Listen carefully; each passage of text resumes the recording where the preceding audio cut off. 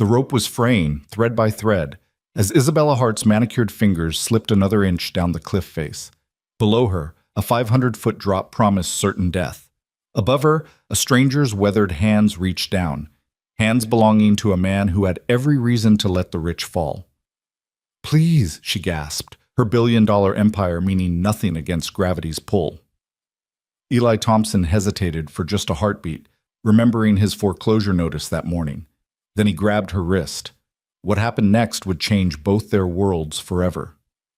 Stay with me to discover how a dying farm and a corporate empire collided on this cliff's edge. Comment below which city you're watching from. I love seeing how far these stories travel. The morning sun cast long shadows across Cedar Valley as Eli Thompson stood in what used to be his cornfield.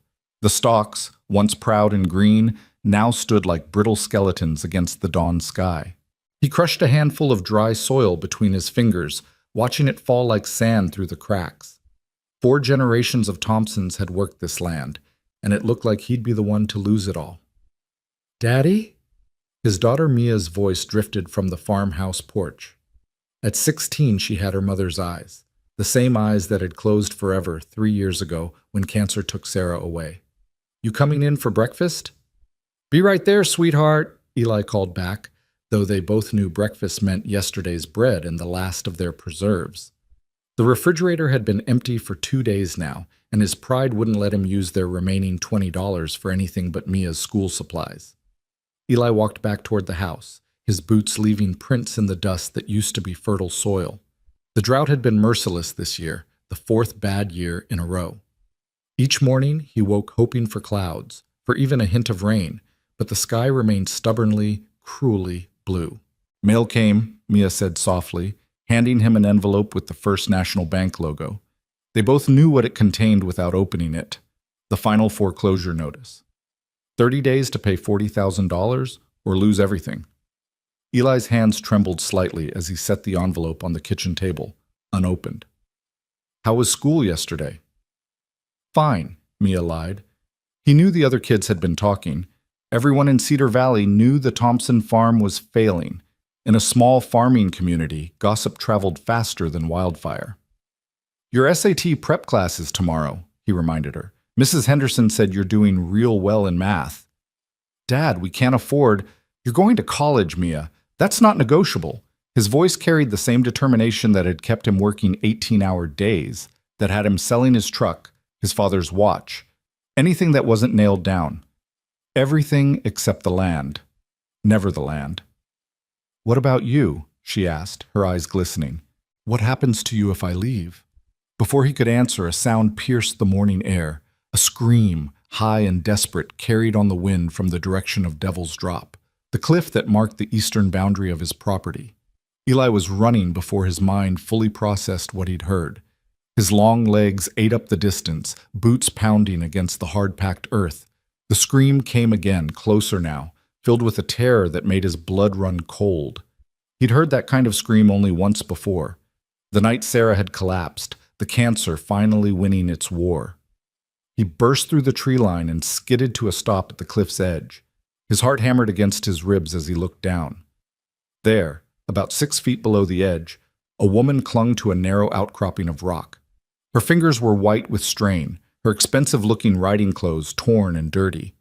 A riding helmet lay cracked on a ledge beside her, and blood trickled from a gash on her forehead. "Help me!" she cried out, her voice raw with panic. "Please, I can't hold on much longer." Eli dropped to his stomach immediately, reaching down toward her. But she was too far. His arms couldn't bridge the gap. He needed rope, and he needed it now. Racing back to where he'd left his work supplies near the fence line, he grabbed the old rope he used for hauling equipment. It was worn, frayed in places, but it was all he had. "I'm coming back," he shouted to the woman. "Hold on. Please hurry." Her voice cracked with exhaustion. "My hands. I can't feel my hands anymore." Eli tied one end of the rope around the sturdiest tree near the cliff edge, an old oak that had weathered 100 storms. He tested it twice with his full weight, then fashioned a loop at the other end. Laying flat again, he lowered the rope down to her. "Put the loop under your arms," he instructed. "Wrap it around yourself." The woman's face was pale with fear, her dark hair whipping around her face in the wind that always howled at the cliff. She looked to be in her early 30s, with features that seemed oddly familiar, though Eli couldn't place where he might have seen her before. Her eyes, a striking green, met his with a mixture of terror and desperate hope. I can't let go, she gasped. If I let go, you have to trust me, Eli said firmly, using the same voice he'd used to calm spooked horses. I'm going to pull you up, but you need to get that rope around you first.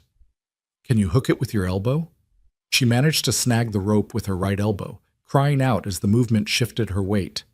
For a heart-stopping moment, her left hand slipped, and she dangled by just her right hand's grip.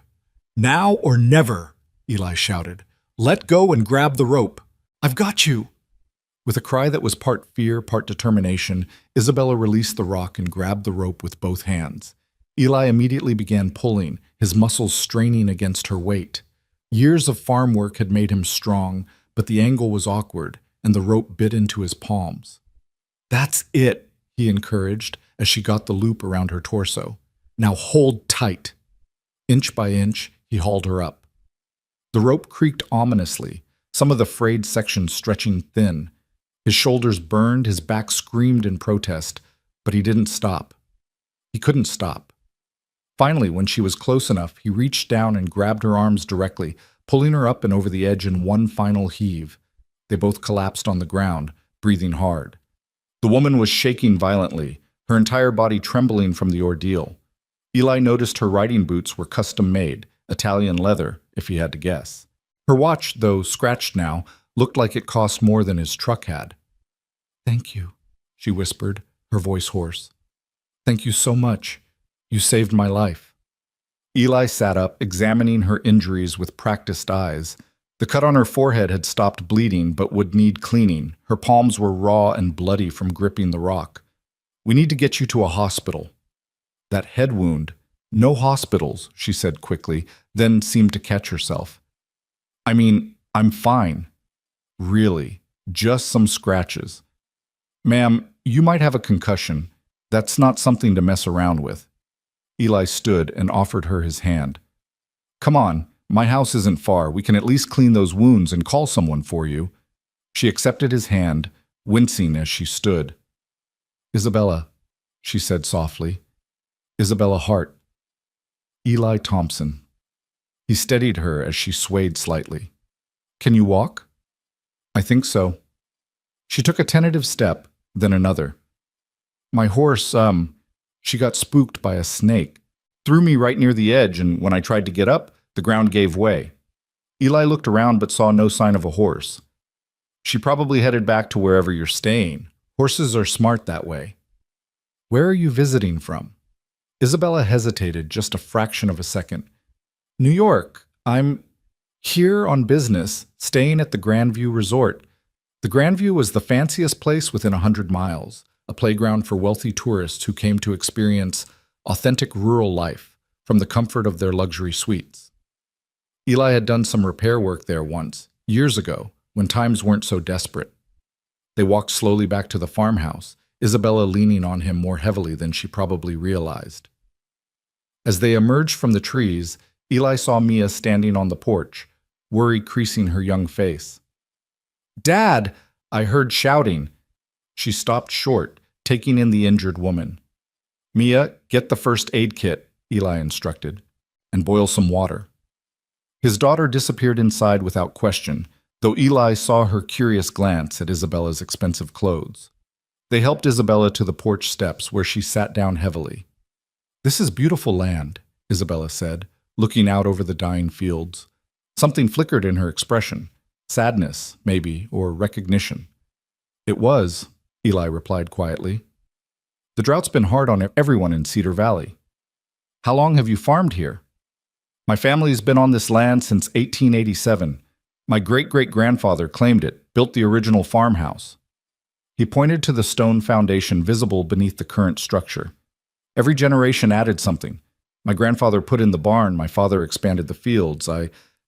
He trailed off. You what? Isabella prompted gently.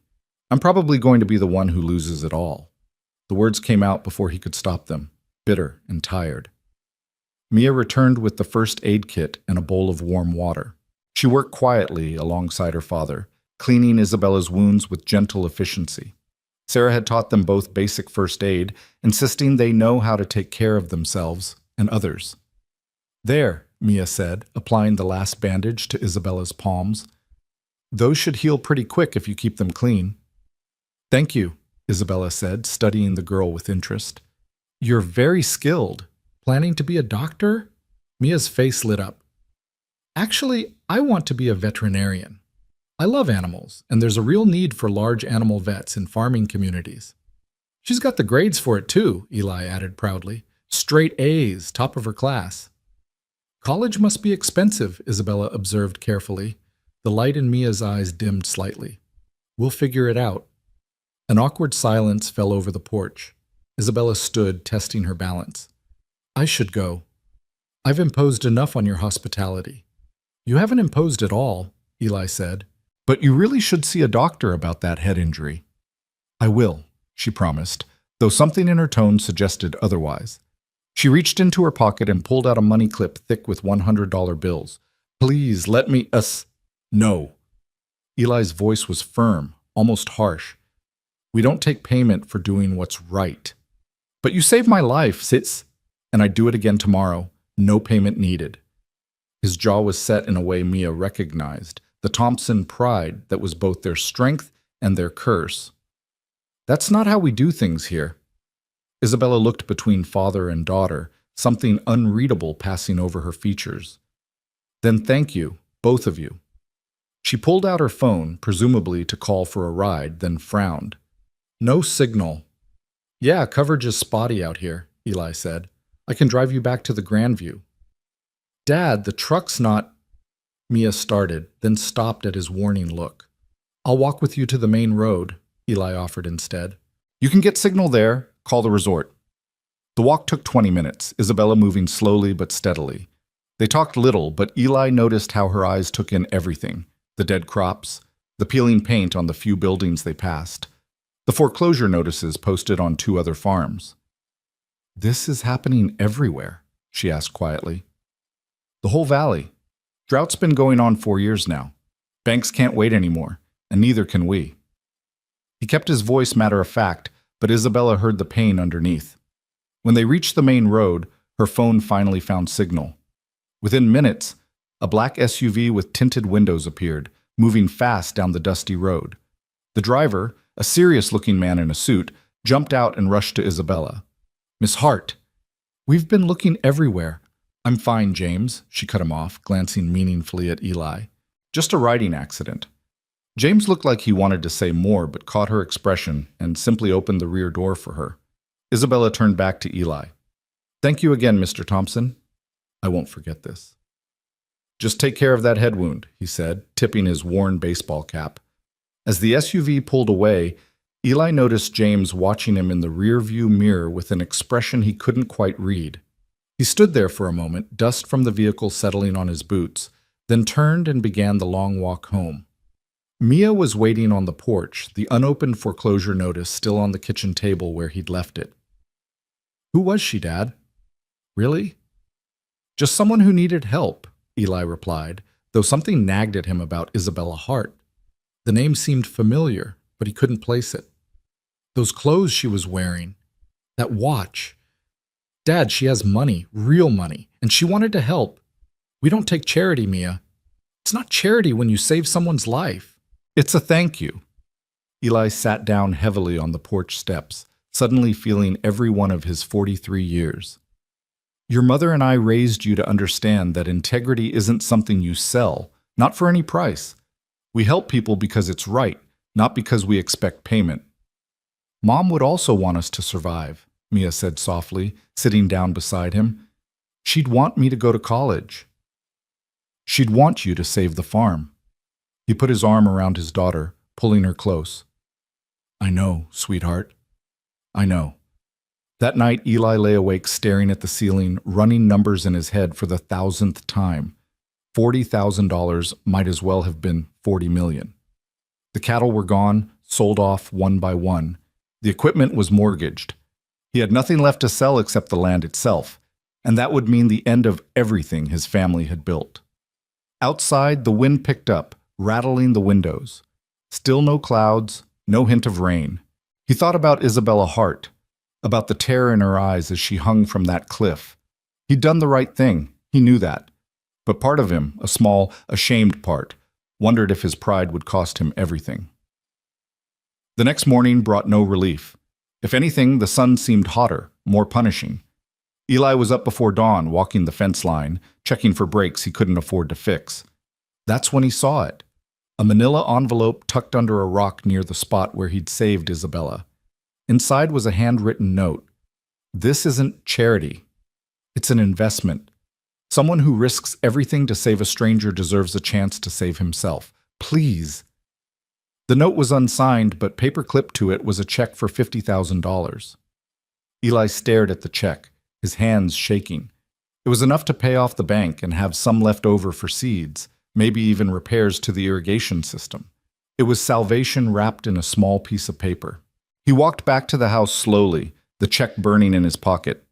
Mia had already left for school, catching the bus at dawn for the hour-long ride to the regional high school. The kitchen was empty, quiet, filled with the kind of silence that had haunted him since Sarah's death. He sat at the table and placed the check in front of him, next to the foreclosure notice he'd finally opened. 30 days. He had 30 days to decide between his pride and his legacy. His phone rang, a rare occurrence these days since he'd let the service lapse on everything but the most basic plan. The number was unknown. Hello? Mr. Thompson? This is Dr. James Mitchell from Cedar Valley Agricultural Extension.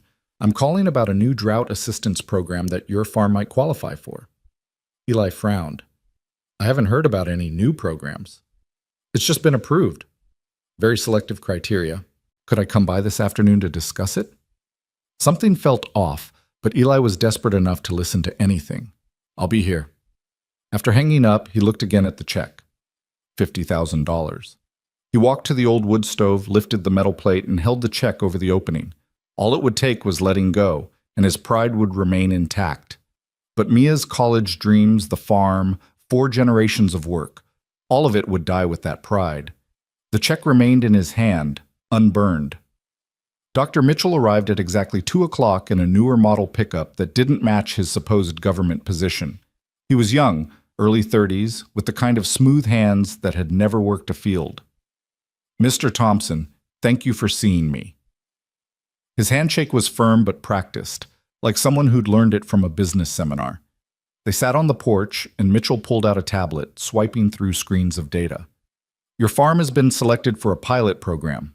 Drought-resistant crops, new irrigation technology, technical support, all provided at no cost. No cost, Eli repeated skeptically.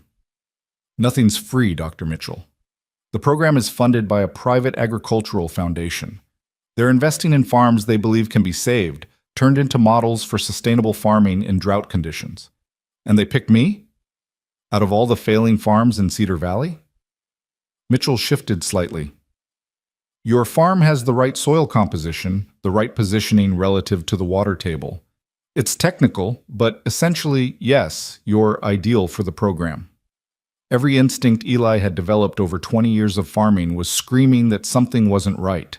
This was too convenient, too perfectly timed. What foundation? He asked. The Hart Agricultural Trust. Eli's blood ran cold. Hart. Isabella Hart. Never heard of it. They're new, based out of New York, very well funded, very committed to preserving American farmland. And if I say no? Mitchell seemed genuinely surprised. Why would you? Mr. Thompson, forgive my directness, but I've seen your financials. Without intervention, you'll lose this farm within the month. You've seen my financials. Mitchell colored slightly. Public records. The foreclosure filing. That was partially true, but it didn't explain how he knew the exact timeline. Eli stood. I need to think about it. Of course. Mitchell handed him a business card. But don't think too long. The foundation wants to begin implementation immediately. After Mitchell left, Eli walked to the eastern border of his property, to the cliff where he'd pulled Isabella from death's edge. The sun was beginning its descent, painting the dead fields gold. From here, he could see the entire valley, a patchwork of brown and dying green dotted with farmhouses that had sheltered families for over a century. His phone buzzed. A text from an unknown number. Please don't let pride kill what generations built. Some gifts aren't charity, they're justice. He deleted the message, but the words stayed with him. That evening, Mia came home excited, almost glowing. Dad, you won't believe what happened. What's wrong? His first thought was always worry now, a reflex born from losing Sarah. Nothing's wrong. Everything's right. She was practically bouncing. Mrs. Henderson called me into her office today. There's a scholarship, a full ride to State University for students from farming families affected by the drought. It covers everything: tuition, books, housing, even a meal plan. Eli's heart sank. Mia, I know what you're thinking, but I earned this. My grades, my essay about Mom and the farm. Mrs. Henderson said it was the strongest application she'd ever seen from Cedar Valley. What's the scholarship called? The Rural Futures Foundation. Dad, this is it. This is my chance. He hugged his daughter, feeling her joy even as suspicion gnawed at him. 2 programs, both perfectly timed, both offering exactly what they needed. Isabella Hart had been a billionaire. He'd finally placed the name. She owned one of the largest agricultural companies in the world, though she kept a low profile, rarely appearing in the media. That night, unable to sleep again, Eli made a decision. He drove his old truck to the Grandview Resort, parking in the service area to avoid attention from the valets. The night manager, Tom Bradley, was a high school classmate who'd chosen hospitality over farming. Eli Thompson, haven't seen you in years. What brings you out here? Tom, I need to ask you something, and I need you to be straight with me. Isabella Hart, is she still here? Tom's expression shifted. I can't discuss guests, Eli. You know that. She's not just a guest, though, is she? She owns the place. Tom was quiet for a long moment. How did you know that? I didn't until just now. Eli ran his hand through his hair. Look, I'm not trying to cause trouble. I just need to know. Is she still here? She extended her stay. Indefinitely. Eli, what's this about? I pulled her off a cliff yesterday. Devil's drop. Tom's eyes widened. That was you? She came back pretty banged up. Had our doctor check her out. She didn't say who helped her. She's trying to help me, Tom. Programs, scholarships, money appearing out of nowhere. I think she's trying to save my farm. Would that be such a bad thing? Eli didn't answer. He left the resort and drove home through the dark, empty roads. The check was still on his kitchen table, uncashed, a $50,000 question mark. The next day, another envelope appeared at the gate. Inside was a single photograph. A young Isabella Hart, maybe 10 years old, standing with an older man in front of a farmhouse. The man wore overalls and a worn smile. On the back, someone had written, Isabella and Grandpa Hart, Miller's Farm, Kansas, 1999, 6 months before the bank took it. Eli studied the photo. The pain in the little girl's eyes was familiar. The same look Mia had when she thought he wasn't watching. The fear that everything she loved was about to disappear. He was still holding the photo when another vehicle pulled up, not Mitchell this time, but a convoy of trucks bearing the logo of Agricorp, Isabella Hart's company. A man in an expensive suit stepped out, all sharp edges and sharper smile. Mr. Thompson? I'm Richard Blackstone, Senior Vice President of Land Acquisition for Agricorp. Land acquisition, Eli repeated flatly. We're prepared to make you a very generous offer for your property, 3 times its current market value. It's not for sale. Mr. Thompson, please be realistic. Your farm is failing. We're offering you a way out with dignity and financial security. By selling to the same company whose owner is trying to save my farm. Blackstone's smile faltered. I'm not sure what you mean. Isabella Hart, your boss. She was here. Ms. Hart has no involvement in our acquisition strategies. She's occupied with other matters. The lie was obvious, but the implication was clear. Whatever Isabella was doing, her own company didn't know or approve. The answer is no, Eli said firmly. The offer won't remain open indefinitely. Once your farm goes into foreclosure, we'll acquire it from the bank for a fraction of what we're offering now. Then I guess you'll have to wait and see if that happens. Blackstone left, but not before making it clear that Agricorp had its eyes on Cedar Valley. Eli called the number on Mitchell's card. "I'll take the program," he said without preamble. "The drought assistance." "When can we start?" Mitchell couldn't hide his relief. "Tomorrow, if you're ready. Mr. Thompson, you won't regret this." But Eli was already regretting it, even as he knew he had no choice. Pride was a luxury he could no longer afford. The next weeks passed in a blur of activity. Teams of experts descended on the farm, taking soil samples, installing moisture sensors, setting up experimental irrigation systems that seemed to pull water from the air itself. The dying fields were plowed under and replanted with strange new seeds, drought-resistant varieties that Mitchell promised would thrive even in the harsh conditions. Mia threw herself into her scholarship applications, writing essays late into the night, preparing for interviews with a determination that reminded Eli painfully of Sarah. She never questioned the sudden turn in their fortunes, too grateful for the chance to pursue her dreams. But Eli questioned everything. He watched the workers, noting how they avoided his questions about who was funding all this. He saw the way they looked at him, with a mixture of pity and something else, respect maybe, or curiosity about why Isabella Hart had chosen to save this particular farm. One evening, as the sun set over fields that were finally showing the first hints of green, Eli stood where he'd saved Isabella. The cliff edge had been reinforced now, another improvement that had appeared overnight, credited to county safety initiatives that didn't exist. "You can't save everyone," he said to the wind. "You can't fix everything with money." But even as he said it, he watched his daughter in the distance, feeding the chickens with a smile he hadn't seen since before Sarah got sick. The farm was coming back to life, and with it, a hope he'd thought was dead forever. The check still sat on his kitchen table, uncashed. He'd decided to frame it, a reminder that sometimes salvation comes with a price that has nothing to do with money and everything to do with pride. 3 weeks after the planning, the first real test came. A massive storm system, the kind that had bypassed Cedar Valley for 4 years, suddenly shifted course. The weather services were calling it unexpected, unprecedented. Eli knew better. He'd seen the cloud-seeding plains, unmarked but flying in patterns that anyone who'd studied weather would recognize. The rain came at sunset, first a few drops, then a steady shower, then a downpour that had everyone in the valley standing outside, faces turned to the sky, some crying, some laughing, all disbelieving. Eli stood in his field, letting the water soak through his clothes, watching the new plants drink deeply. The irrigation system Mitchell's team had installed was capturing every drop, channeling it into underground reserves that would last for months. His phone rang. Unknown number. "Is it enough?" Isabella's voice was soft, uncertain. "You can't make it rain," he said, though he wasn't entirely sure anymore what Isabella Hart could or couldn't do.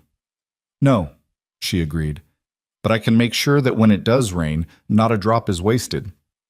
"Eli, Mr. Thompson, I need to tell you something. You don't owe me any explanations. My grandfather lost his farm when I was 10. A drought, just like this one. The banks wouldn't wait, wouldn't extend the loans. He died 6 months later. They said it was a heart attack, but I knew better. He died of a broken heart." Eli was quiet, remembering the photograph.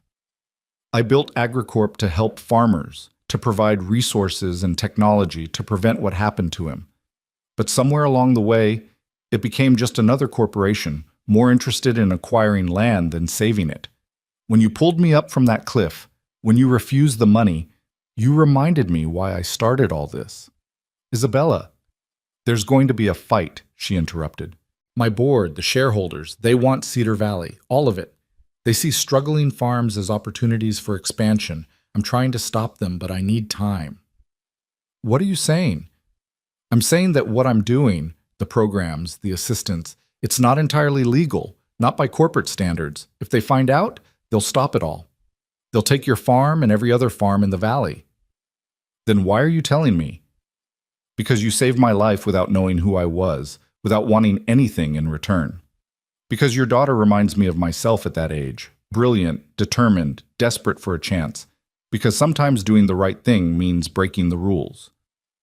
The line went dead. Eli stood in the rain for a long time, thinking about pride and survival, about gifts and debts, about the complicated ways lives intersect and change each other. The rain continued through the night, steady and life-giving. In the morning, Cedar Valley looked different, not saved, not yet, but no longer dying. The green shoots in Eli's fields pushed up through the wet soil, reaching for a sun that, for once, wasn't their enemy. The morning after the rain, Eli woke to find 3 black SUVs parked at his gate. Richard Blackstone stepped out of the lead vehicle, his expensive shoes immediately sinking into the mud. Behind him came a woman with sharp features and cold eyes, carrying a leather briefcase that probably cost more than Eli's monthly mortgage payment. "Mr. Thompson," Blackstone called out as Eli approached, "we need to discuss the irregular activities happening on your property." "Nothing irregular about farming," Eli replied, but his stomach tightened. They knew something. The woman stepped forward. "I'm Jennifer Cross, Senior Legal Counsel for AgriCorp. We've discovered that certain unauthorized resources have been diverted to your farm, resources that belong to our shareholders." "I don't know what you're talking about." "The Hart Agricultural Trust doesn't exist," Cross stated flatly. "It's a shell organization created 3 weeks ago, funded entirely through redirected AgriCorp assets. That's corporate fraud, Mr. Thompson, and you're a beneficiary." Mia appeared on the porch, still in her pajamas, concern written across her face. "Dad? What's going on?"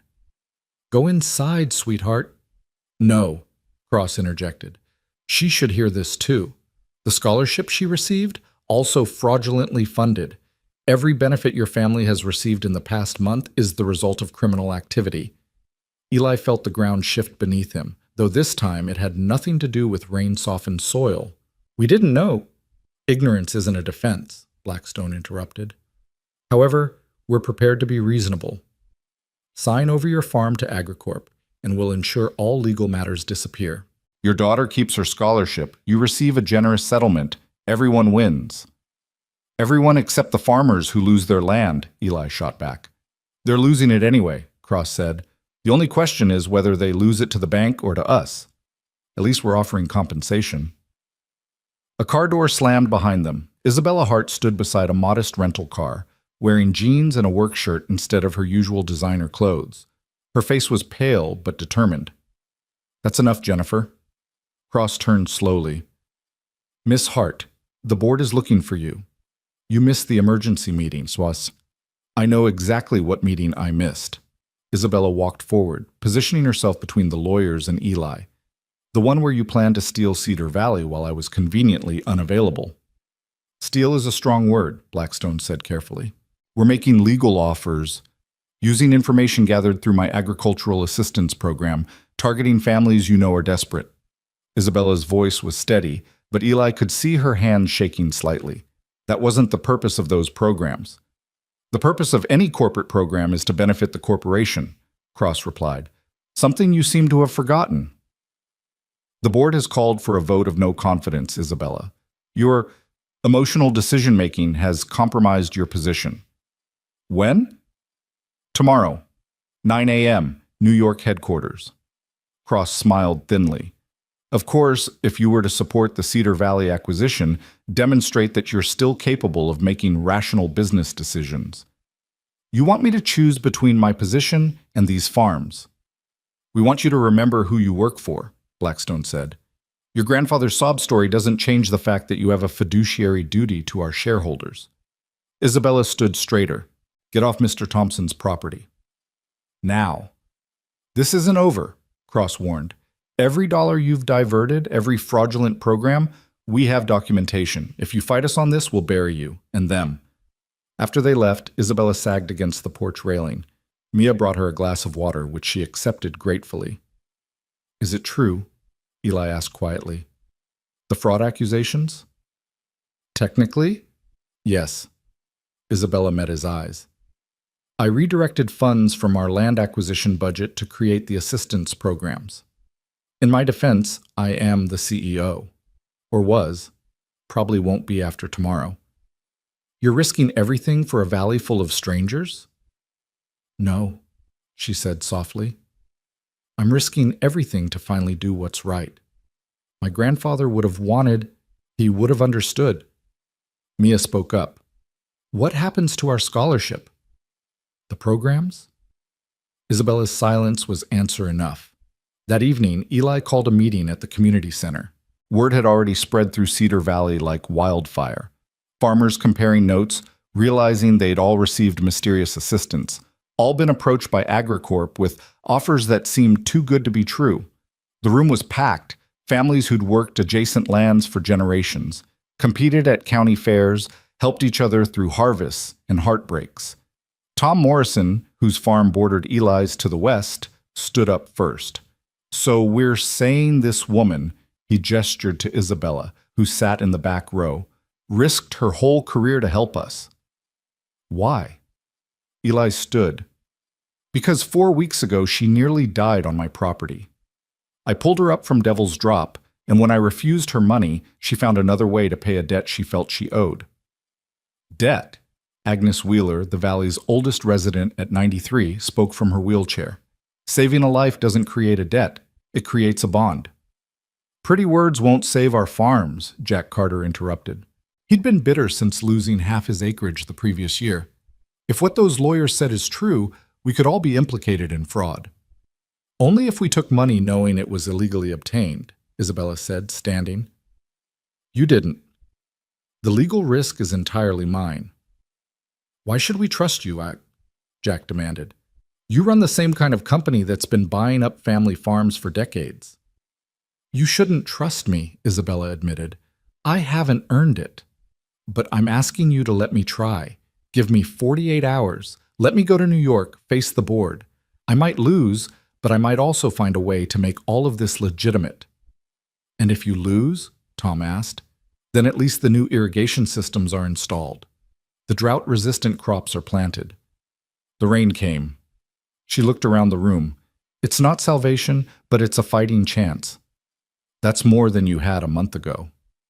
Old Agnes wheeled herself forward. My husband fought in Korea. He used to say that sometimes in war you don't get to choose your allies, just your enemies. AgriCorp is the enemy. This young woman is offering to fight.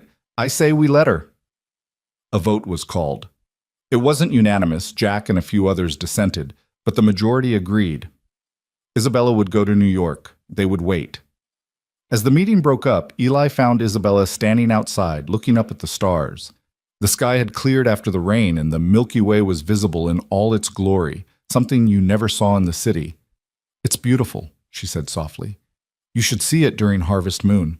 When I was a kid, my dad would wake us up just to look at it. Eli, if tomorrow goes badly, then we'll deal with tomorrow when it comes. He paused. Why didn't you tell me who you really were? Would you have let me help if you knew I was a billionaire CEO? He thought about it. Probably not. Your pride would have gotten in the way. Pride's all some of us have. Isabella turned to face him. No. You have this land. You have Mia. You have a community that voted to trust a stranger because you vouched for her. That's not pride, Eli. That's wealth that can't be measured in dollars. She left that night, driving toward the airport in her rental car. Eli watched the taillights disappear, then walked back to his truck where Mia was waiting. Do you think she'll win? His daughter asked. I don't know, but she'll fight. Sometimes that has to be enough. The next day, the entire valley seemed to hold its breath. Eli tried to work, but found himself checking his phone every few minutes. The new plants were thriving, the irrigation system humming along, but it all felt fragile, temporary. At noon, Mia called from school. Dad, it's on the news. The business channels are covering it. AgriCorp CEO faces board revolt. By evening, there was still no word. Eli was feeding the chickens when his phone finally rang. Unknown number. Eli? Isabella's voice was hoarse, exhausted. I need you to listen carefully. I lost the CEO position, but I negotiated something. It's complicated, but... The line crackled, went dead. Eli tried calling back, but got nothing. He was about to get in his truck and drive to the airport when headlights appeared on his road. Not SUVs this time, a whole convoy of vehicles, including news vans. Isabella stepped out of the lead car, looking haggard but triumphant. Behind her came a group of men and women in business suits, and surprisingly, old Agnes Wheeler in her wheelchair pushed by Tom Morrison. "What's going on?" Eli asked. Agnes grinned. "Your lady friend here did something clever. She couldn't win as CEO, so she quit. But first, she used her personal fortune, every penny of it, to create a legal trust. The Cedar Valley Agricultural Preservation Trust. It's ironclad, irreversible, and it now owns the development rights to every farm that wants to participate." Isabella took over, her voice stronger now. "The trust prevents any corporate acquisition for the next 100 years. Your farms can't be sold to developers or agricultural corporations. They can only be sold to other family farmers or passed down to heirs. But your fortune is now the trust's endowment. It will fund sustainable farming programs, scholarships, and emergency assistance for the next century." She managed a tired smile. "My grandfather would have loved the irony. The money I made from AgriCorp will now protect farms from companies like AgriCorp." Jack Carter pushed forward. "What's the catch?"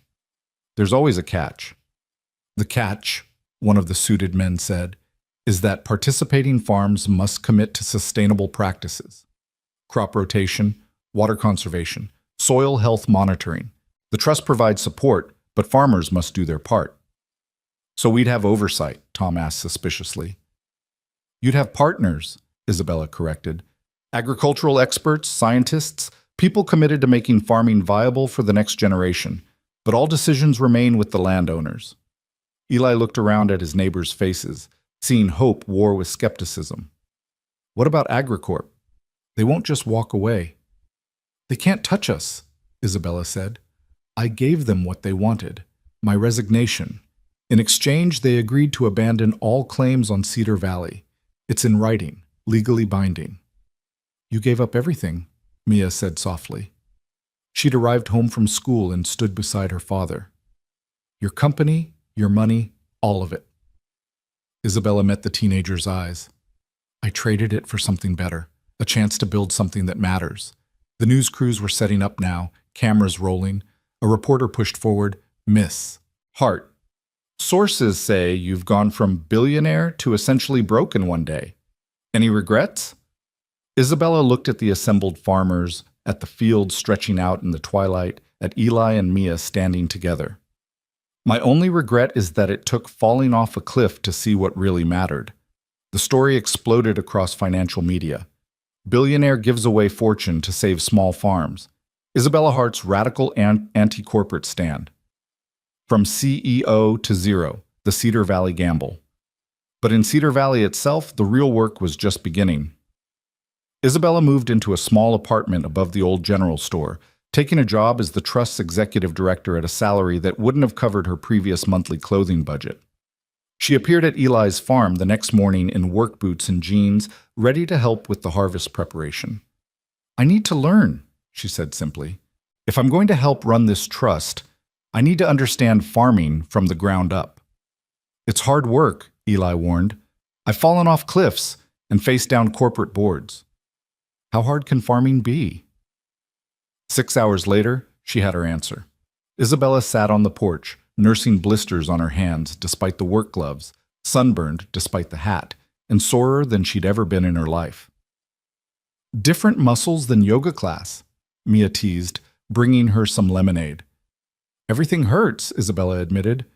"How do you do this every day?" "You build up to it," Eli said, joining them on the porch. "Like anything worth doing, it takes time."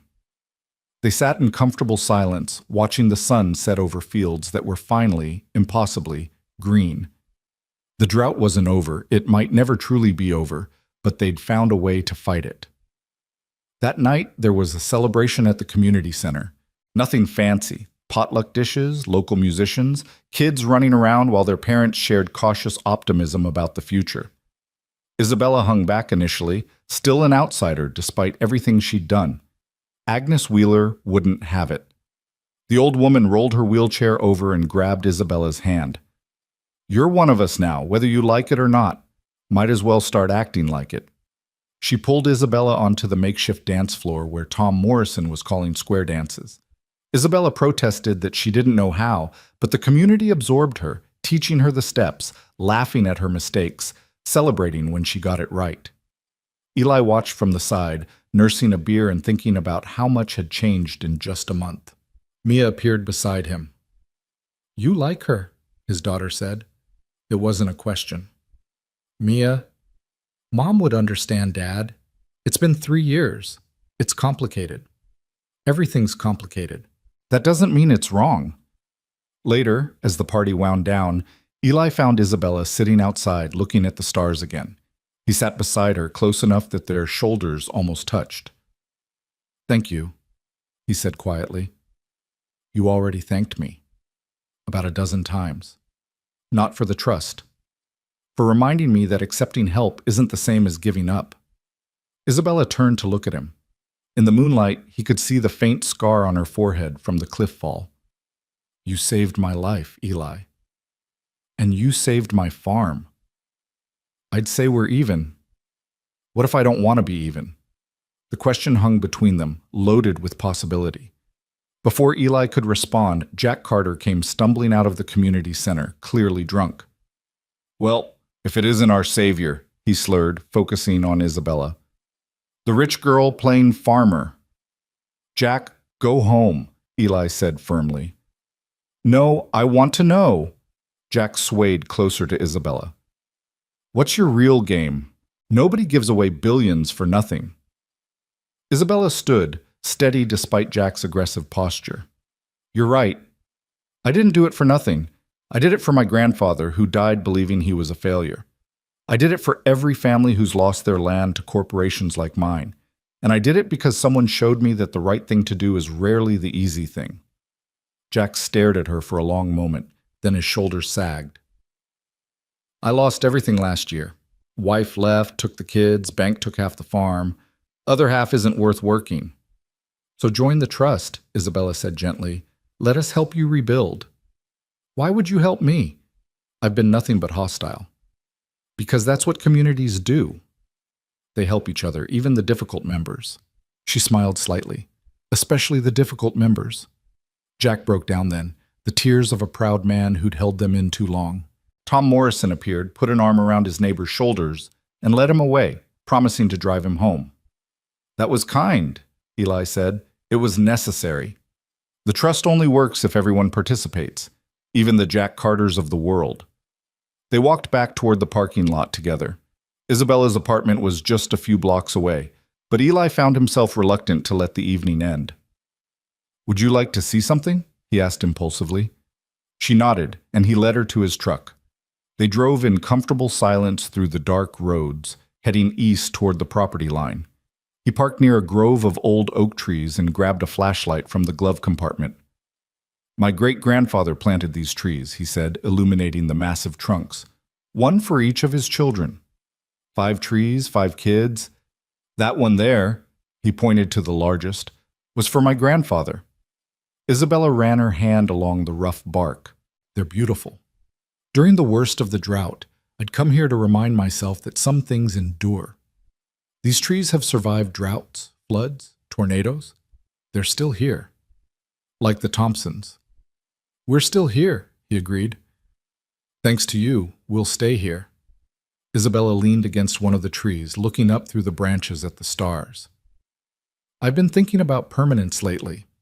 In New York, everything was about the next quarter's profits, the next acquisition. Nothing was meant to last. And now? Now I'm learning to think in growing seasons, in generations." She paused. "It's terrifying and wonderful at the same time." Eli moved closer, drawn by something he couldn't quite name. "Isabella, Izzy," she said. "My grandfather called me Izzy. Izzy." The name felt right on his tongue. "This thing between us is complicated," she finished. "You're still grieving Sarah." "I'm adjusting to a completely different life. The whole valley is watching us." "All true." "But," she prompted, hearing the unspoken word, "but when I saw you hanging from that cliff, something in me woke up. Something I thought died with Sarah. And every day since, that feeling has grown stronger. Isabella reached out, took his calloused hand in her still soft one. I know. I feel it too. They stood there in the grove, holding hands like teenagers, neither ready to take the next step but unwilling to step back either. Finally, Eli drove her home, walking her to the door of her small apartment. Dinner tomorrow? He asked. Nothing fancy. Mia's making her famous spaghetti. I'd like that. As Eli drove home, he felt something he hadn't experienced in years. Anticipation for tomorrow. Not dread, not resignation, but genuine excitement about what might come next. The next weeks fell into a rhythm. Isabella worked the trust during the day, learning the business of farming from the agricultural experts who'd joined their cause. In the evenings, she often found herself at the Thompson farm, helping with chores, sharing meals, becoming part of their routine. Mia took to her immediately, finding in Isabella not a mother replacement, but a friend and mentor who understood ambition, who could talk about college and careers and the world beyond Cedar Valley while still appreciating the value of home. The valley itself was transforming. The drought-resistant crops were exceeding all projections. The irrigation systems were so efficient that neighboring counties sent delegations to study them. The Trust's educational programs brought in young farmers, eager to learn sustainable techniques. But it wasn't without challenges. On a particularly hot day in late summer, Eli found Isabella in the Trust's office, surrounded by papers, looking overwhelmed. What's wrong? She gestured at the documents. 3 farms in the eastern section are failing despite our help. The Hendersons, the Pikes, and the Brennans.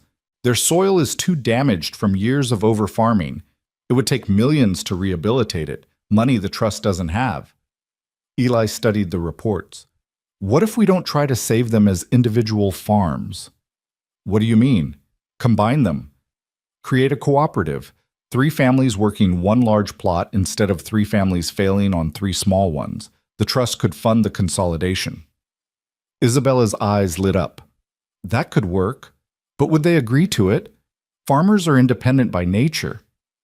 They're also practical. Come on, let's go talk to them. They spent the day driving from farm to farm, presenting the idea. The Hendersons were skeptical, the Pikes interested, the Brennans desperate enough to try anything. It took a week of negotiations, but eventually, the Cedar Valley's first farming cooperative was born. The night they signed the papers, there was another celebration, smaller this time, just the 3 families and the Trust board. Isabella watched the farmers toast their new partnership and felt a satisfaction no corporate merger had ever provided. You did good, Eli said, appearing beside her with a glass of wine. We did good, she corrected. It was your idea. My idea, your execution. We make a good team. The word team hung in the air, full of implication. They'd been dancing around their feelings for weeks now, the whole valley watching with barely concealed interest. Agnes Wheeler, never one for subtlety, finally confronted them at the valley's harvest festival. You 2 planning to do something about this obvious attraction, or are we all going to die of old age waiting? Isabella blushed. Eli stammered. Agnes cackled. Life's short, the old woman said. Trust me, I know. My Harold and I wasted 2 years being cautious. 2 years we could have been happy together. Don't make our mistake. That night, as the harvest moon rose full and bright, Eli found Isabella at their spot by the oak trees. She was sitting on a blanket, a picnic basket beside her. Thought you might come here, she said. He sat beside her, close enough that their knees touched. Izzy, I need to tell you something about Sarah. You don't have to. I do. He took a breath. The night before she died, she made me promise something. She said I had to keep living, really living, not just existing for Mia's sake. She said I had to find happiness again. Eli, I fought that promise. Felt like betraying her to even think about someone else. But then you fell into my life, literally, and everything changed. Isabella took his hand. I didn't come to Cedar Valley looking for this. I came to hide from my life, to figure out my next corporate move. Instead, I found a home. I found a purpose. I found you. Under the harvest moon, surrounded by the oak trees that had weathered every storm, Eli kissed Isabella for the first time. It was gentle, tentative, a question more than a statement. She answered by pulling him closer, her hands tangling in his hair. When they finally broke apart, both were breathing hard. "The whole valley's going to talk," Eli said. "Let them talk," Isabella replied. "I've faced corporate boards and hostile takeovers. I can handle small-town gossip, but the gossip, when it came, was surprisingly supportive. The valley had watched Isabella transform from outsider to neighbor, from billionaire to partner. They'd seen her work until her hands bled, seen her fight for their farms, seen her give up everything to save their way of life. At the general store, where the old-timers gathered for coffee and gossip, the consensus was clear. "About time," they said. "That girl's good for Eli. Good for Mia. Good for all of us." The autumn days grew shorter, and with them came a letter that would shake the foundation of everything they'd built. Isabella found it slipped under the trust office door on a Monday morning, the AgriCorp logo emblazoned on expensive stationery. Her hands trembled as she read it aloud to Eli, who'd stopped by with coffee from the diner. "Dear Ms. Hart, the Board of Directors has completed its review of your recent activities. While your resignation resolved certain immediate concerns, new information has come to light. We have discovered documentation suggesting that your accident at Devil's Drop was staged, part of an elaborate scheme to defraud AgriCorp and manipulate local farmers. Unless you can prove otherwise, we will be pursuing criminal charges and seeking to dissolve the Cedar Valley Agricultural Preservation Trust as a fraudulent enterprise. You have 10 days to respond. Sincerely, Richard Blackstone, Acting CEO." The coffee cup slipped from Eli's hand, shattering on the floor. "They're saying you planned it." "That's insane!" Isabella sank into her chair, the weight of the accusation crushing. "They must have found something, twisted some evidence. Eli, if they pursue this, everyone who benefited from the trust could be implicated. The whole valley." "Stop." Eli knelt beside her chair, taking her hands. "We're not letting them do this." "What do they actually have?" She pulled out her phone, scrolling through emails. "My assistant in New York just sent this. Apparently someone found records showing I'd researched Cedar Valley extensively before my accident. Property records, drought statistics, even your family's history." "So?" "That doesn't prove anything. It establishes premeditation. Combined with the fact that I was an experienced rider who shouldn't have been thrown so easily." She trailed off, seeing the doubt flicker across his face. "Eli, you can't think." "I don't think anything except that Blackstone is desperate. You cost him his promotion to permanent CEO when the board saw how badly he handled the Cedar Valley situation. This is revenge." Mia burst through the door, having run from school during her lunch break. "It's all over the internet. They're calling you the billionaire scammer. Dad, they're saying horrible things." "None of it's true," Eli said firmly, though Isabella heard the tiny seed of uncertainty in his voice. It broke her heart. "I need to go to New York," Isabella said. "Face this head on." "We're coming with you," Eli said. "No, this is my fight. Our fight," he corrected. "You didn't stage that accident, which means someone's lying. And I'm going to help you prove it." Old Agnes Wheeler appeared in the doorway, pushed by Tom Morrison. Behind them, half the valley seemed to have gathered. "Heard there's trouble," Agnes said simply. "What do you need?" Isabella looked at the assembled farmers, these people who had every reason to doubt her, to protect themselves. "I need the truth to matter more than money for once." "Well then," Agnes said, "you've come to the right place. We might not have much, but we've got plenty of truth." The next days were a whirlwind of activity. While Isabella worked with lawyers, Eli did what he did best. He investigated the land itself. He returned to Devil's Drop with Tom and Jack Carter, now sober and determined to help. "Look at this," Jack said, pointing to marks on the rock face. "These gouges in the stone. They're fresh, but not from that day. Someone's been here since, trying to make it look like the ground gave way differently than it did." Tom was examining the area where Isabella's horse had supposedly spooked. "Snake Den here's been destroyed. Recently. Someone trying to eliminate evidence of what scared the horse?" Eli photographed everything, his mind working through possibilities. Someone was definitely trying to rewrite history, but who? And why now? Back at the trust office, Mia had become an unexpected investigator. "Mom always said follow the money," she told Isabella. "So I did." Look at this. She'd pulled up financial records, publicly available but obscure. 3 days before your accident, someone bought a massive number of put options against Agricorp stock, basically betting the company would lose value. When you gave away your fortune and resigned, they made millions. Who? Isabella asked. Shell company registered in Delaware, but I tracked the lawyer who filed the paperwork. Mia pulled up another screen. Same lawyer who represents Richard Blackstone's personal interests. Isabella stared at the screen. He bet against his own company. He bet against you, Eli said, understanding dawning. He knew you'd react emotionally to something involving farms. He just needed to create the right situation. But he couldn't have planned my accident. No, Eli agreed. But he could have planned to be ready when an opportunity presented itself. Your accident was real, Izzy. His exploitation of it is the fraud. They worked through the night building their case. Agnes, despite her age, proved to have a sharp legal mind. My Harold was a lawyer before he became a farmer, she explained. Picked up a few things over the years. By dawn, they had a theory, but they needed proof, and they needed it from New York. Isabella made the call she'd been dreading. James? It's me. Her former driver and security chief answered immediately. Miss Hart, I've been hoping you'd call. Things here are not good. I need your help, James. The real story about what happened the day of my accident.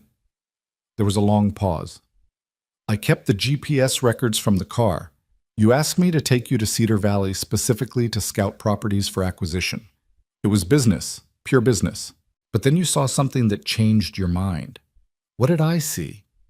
A foreclosure auction, the Brennan farm. The eldest son was crying as they sold his family's equipment. You made me stop the car, and you watched for 20 minutes without saying a word. Then you told me to take you to the resort, that you needed to think. Isabella closed her eyes, the memory flooding back. I went riding to clear my head. And came back injured and changed. Miss Hart, I have the dashcam footage from that day. It shows everything, including Mr. Blackstone's car following us to Cedar Valley. The pieces clicked into place. Blackstone had been following her, waiting for an opportunity. When she'd had her accident, her very real, very unplanned accident, he'd seen his chance. Can you send the footage? Already uploading it. Miss Hart, there's more. Blackstone's been systematically destroying evidence, bribing resort staff to change their stories. But he didn't count on one thing, the veterinarian who treated your horse. Dr. Susan Marsh was a small-town vet who'd happened to be at the resort checking on their stable horses when Isabella's mount had returned without her. She'd examined the animal and found clear evidence of a snake bite. Photos, treatment records, everything needed to prove the accident was genuine. I'll testify, she told Isabella over the phone. That horse was in genuine distress. No way that was staged. Armed with evidence, Isabella prepared to return to New York. But first, there was something she needed to do. She found Eli in his field, working on the irrigation system. I need to ask you something, and I need you to be completely honest. He straightened, seeing the seriousness in her face. Always. Did you ever doubt me? Even for a moment? Eli set down his tools and took her hands. For about 30 seconds, I wondered. Then I remembered the look in your eyes when I pulled you up. Pure terror, pure relief. Nobody's that good an actor. But you wondered. I'm human, Izzy. But doubt and disbelief are different things. I doubted for a moment. I never disbelieved. She kissed him then, pouring all her fear and gratitude into it. I have to go fight this. I know. We'll be here when you get back. Actually, Mia said, appearing with a backpack. We won't. Dad, I already packed your bag. We're going with her. Mia. Family supports family, the teenager said firmly. Isabella's family now. Besides, I want to see New York. The three of them drove to the airport in Eli's truck, Isabella having long since sold her luxury vehicles. The flight was Isabella's first time in coach, squeezed between Eli and a businessman who spent the entire flight talking loudly on his phone. This is horrible, she whispered to Eli. This is normal, he replied with a grin. New York hit Eli and Mia like a physical force. The noise, the crowds, the sheer vertical scale of everything. Isabella watched them take it in, seeing her former city through their eyes. People actually live here? Mia asked, craning her neck to see the tops of buildings. Millions of them, Isabella confirmed. I used to love it. The energy, the power, the sense that everything important happened here. And now, Eli asked, now I know that important things happen everywhere. They just happen more quietly in some places. They stayed at a modest hotel that Isabella paid for with her trust director's salary, a far cry from her former penthouse. That evening, James arrived with a box of evidence and a warning. Blackstone knows you're here. He's called an emergency board meeting for tomorrow morning. He plans to present his evidence and have you arrested for fraud. Then we'll have to present ours first, Isabella said. She spent the night preparing, Eli and Mia helping her organize documents, practice her presentation. At 3 a.m., Mia fell asleep on the hotel room couch. Eli covered her with a blanket, then sat beside Isabella at the small desk. You should sleep, he said. Can't. Too nervous. You've faced them before. I had billions of dollars of armor then. Now I just have the truth. The truth and a valley full of people who believe in you. That's better armor. She leaned against his shoulder. How did I get so lucky? You fell off a cliff, he said dryly. Not everyone's so fortunate. Despite everything, she laughed. The next morning, Isabella walked into the AgriCorp boardroom wearing a simple business suit she'd bought off the rack, flanked by Eli in his only tie and Mia in her school debate team outfit. The board members, 12 of the most powerful people in agriculture, looked at them with expressions ranging from curiosity to contempt. Blackstone stood at the presentation screen, his evidence already displayed. Ms. Hart, how good of you to join us. I was just explaining how you defrauded this company of millions. I resigned, Isabella said calmly. I used my personal funds to create the trust. Where's the fraud? The fraud, Blackstone said triumphantly, is that you staged your accident to manipulate the locals into trusting you, thereby facilitating your theft of corporate resources for your pet project. Interesting theory. Isabella connected her laptop to the system. Let me present an alternative one. She began with the dashcam footage showing Blackstone following her to Cedar Valley, then the veterinary records proving her horse had been genuinely injured, the destroyed snake den, the altered cliff face, all evidence of someone trying to rewrite history after the fact. But the most damning evidence, she said, pulling up the financial records Mia had found, is this. Mr. Blackstone, you bet against AgriCorp stock 3 days before my accident. Either you're psychic or you were planning to use any opportunity to destroy me and profit from it. The boardroom erupted. Members demanded explanations from Blackstone, who was stuttering denials. In the chaos, Isabella noticed one board member, elderly Marcus Chen, watching silently. Ms. Hart, he said, his quiet voice somehow cutting through the noise, you gave away your fortune to save farms we were planning to acquire. Why? Isabella looked at Eli and Mia, drawing strength from their presence. Because I remembered why I started this company. My grandfather lost his farm to a corporation that saw land as commodity, not community. I built AgriCorp to be different, but somewhere along the way we became exactly what we'd fought against. And now? Chen asked. Now I'm trying to make amends. The Cedar Valley Trust isn't just about saving farms. It's about proving that there's another way to do business, one that values longevity over profit, community over commodity. Chen nodded slowly. Mr. Blackstone, you're terminated, effective immediately. The board will be referring this matter to the SEC for investigation of insider trading. He turned to Isabella. Ms. Hart, we cannot undo your resignation, nor would we want to. You've chosen a different path, but AgriCorp will not pursue any action against the Cedar Valley Trust. In fact, we'd like to propose a partnership. A partnership? Isabella asked suspiciously. Your trust has developed remarkable drought-resistant technologies. We'd like to license them, with the profits going back to the trust. It would fund your operations for decades. Isabella looked at Eli, who nodded slightly. I'd need to discuss it with my board. Your board? Chen asked. The farmers of Cedar Valley. They're the ones who truly own the trust. As they left the building, Blackstone was being escorted out by security, his career in ruins. He shot them a venomous look, but said nothing. On the street, Mia was bouncing with excitement. We won! Isabella, you destroyed him. We won, Isabella corrected, and it's not about destroying anyone. It's about building something better. They celebrated at a small pizza place that Eli chose, much to Isabella's amusement. You're in New York and you want pizza from a chain restaurant? I want to eat somewhere that exists in both our worlds, he said simply. As they ate, Isabella's phone rang constantly. Reporters, lawyers, even some of her old society friends suddenly interested in reconnecting. She ignored them all. No regrets? Eli asked. None, she said, then paused. Well, one. What? I can't afford to fly us home first class. Mia laughed. Welcome to regular people problems. The flight home was delayed, bumpy, and completely perfect. Isabella dozed on Eli's shoulder while Mia watched movies on her phone. Just another family returning from a trip.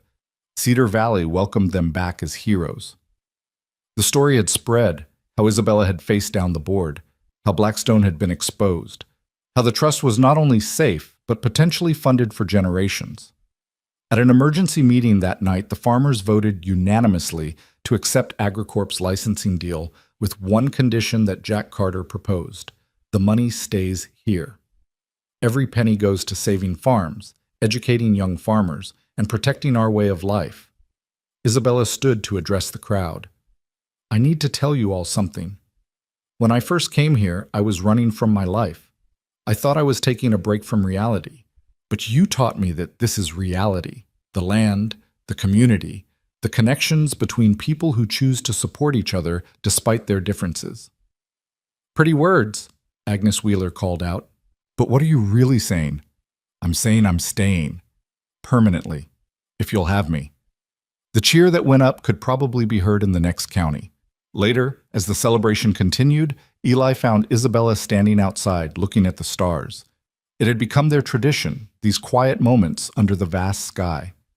6 months ago, my biggest worry was a hostile takeover, she said. Now it's whether we'll get rain next week. The rain'll come, Eli said with the confidence of a fourth-generation farmer. It always does, eventually. And if it doesn't? Then we'll survive that too. We've got the irrigation systems, the drought-resistant crops, and most importantly, we've got each other. Isabella turned to face him. Eli Thompson, are you always this optimistic? Only since a certain billionaire fell into my life. Ex-billionaire, she corrected. The money never mattered to me, Izzy. You know that. I know. That's why I love you. The words hung in the air between them, spoken aloud for the first time. Eli pulled her close, his voice rough with emotion. I love you too. Sarah would have loved you. She would have said you were exactly what this stubborn farmer needed. A reformed corporate raider with no money and too much ambition? A fighter. Someone who sees what could be, not just what is. They were interrupted by Mia clearing her throat. Not to break up this beautiful moment, but there's something you both need to see. She led them back inside where Tom Morrison had his laptop open. On the screen was a news article. The Cedar Valley Miracle, how one community's stand against corporate agriculture is inspiring a national movement. The article detailed how farmers across the country were forming trusts similar to Cedar Valley's, using Isabella's template. Agricultural colleges were sending students to study their methods. The Department of Agriculture was considering implementing their water conservation techniques as national guidelines. You did this, Tom said to Isabella. You started something that could save American farming. We did this, Isabella corrected, looking around the room at the faces that had become family. Every one of us. As autumn turned to winter, the trust's work continued. More farms joined, including some from neighboring counties. The cooperative model proved so successful that it expanded, with multiple family farms working together, sharing equipment and expertise. Isabella threw herself into the work with the same intensity she'd once applied to corporate acquisitions, but with a different purpose. She was building something meant to last, not to be sold. One snowy evening in December, Eli found her in the trust office, surrounded by seed catalogs and agricultural journals. Come home, he said. Mia's making hot chocolate. 5 more minutes. I just need to finish this grant application. He walked over and closed her laptop. The work will be here tomorrow. But, Izzy, you can't save every farm tonight. Come home. Home. The word still sometimes surprised her. Home was now a farmhouse that creaked in the wind, where 3 generations of Thompsons had been born, where Sarah's memory lived alongside their growing love. As they walked through the snow, Eli suddenly stopped. "Marry me." Isabella nearly slipped on the ice. "What?" "I'm not good at grand gestures. I don't have a ring because I can't afford the kind you deserve, but I know that I want to wake up next to you for whatever time we have. I want to face whatever comes, drought, floods, corporate lawyers, together." Isabella looked at this man who'd saved her in more ways than one, who'd shown her a life worth living beyond stock prices and board meetings. Yes. Yes? Did you expect a different answer? I expected you to want something fancier than a proposal in the snow outside the feed store. She kissed him, snow falling around them. Eli Thompson, haven't you learned by now? I gave up fancy. I chose real. Mia was waiting on the porch when they got home, somehow knowing something had changed. Finally, she exclaimed when she saw their faces. I was starting to think I'd have to propose for you, Dad. The wedding was planned for spring, when the fields would be green and the apple trees in bloom. The entire valley threw itself into preparations with the enthusiasm usually reserved for harvest season. Agnes Wheeler appointed herself wedding coordinator, brooking no argument. I've seen 8 decades of weddings in this valley. I know what works. But before they could celebrate new beginnings, winter brought its own challenges. A brutal ice storm knocked out power to half the valley, including the heated greenhouses protecting the experimental crops. Isabella and Eli worked through the night alongside their neighbors, running generators, covering plants, doing everything possible to save what they'd built. By dawn, exhausted and filthy, they'd managed to save most of the crop. "This is what you gave up billions for," Eli said as they collapsed in his kitchen, too tired to even remove their frozen boots. "Still worth it." Isabella looked at him, unshaven, muddy, with hay in his hair, and thought about her former life of personal trainers and private jets. Every penny. The weather eventually broke, and with spring came renewal. The seeds they'd planted sprouted. The trust's bank account grew with the AgriCorp licensing fees, and 3 more valleys formed similar trusts based on their model. But the most important growth was personal.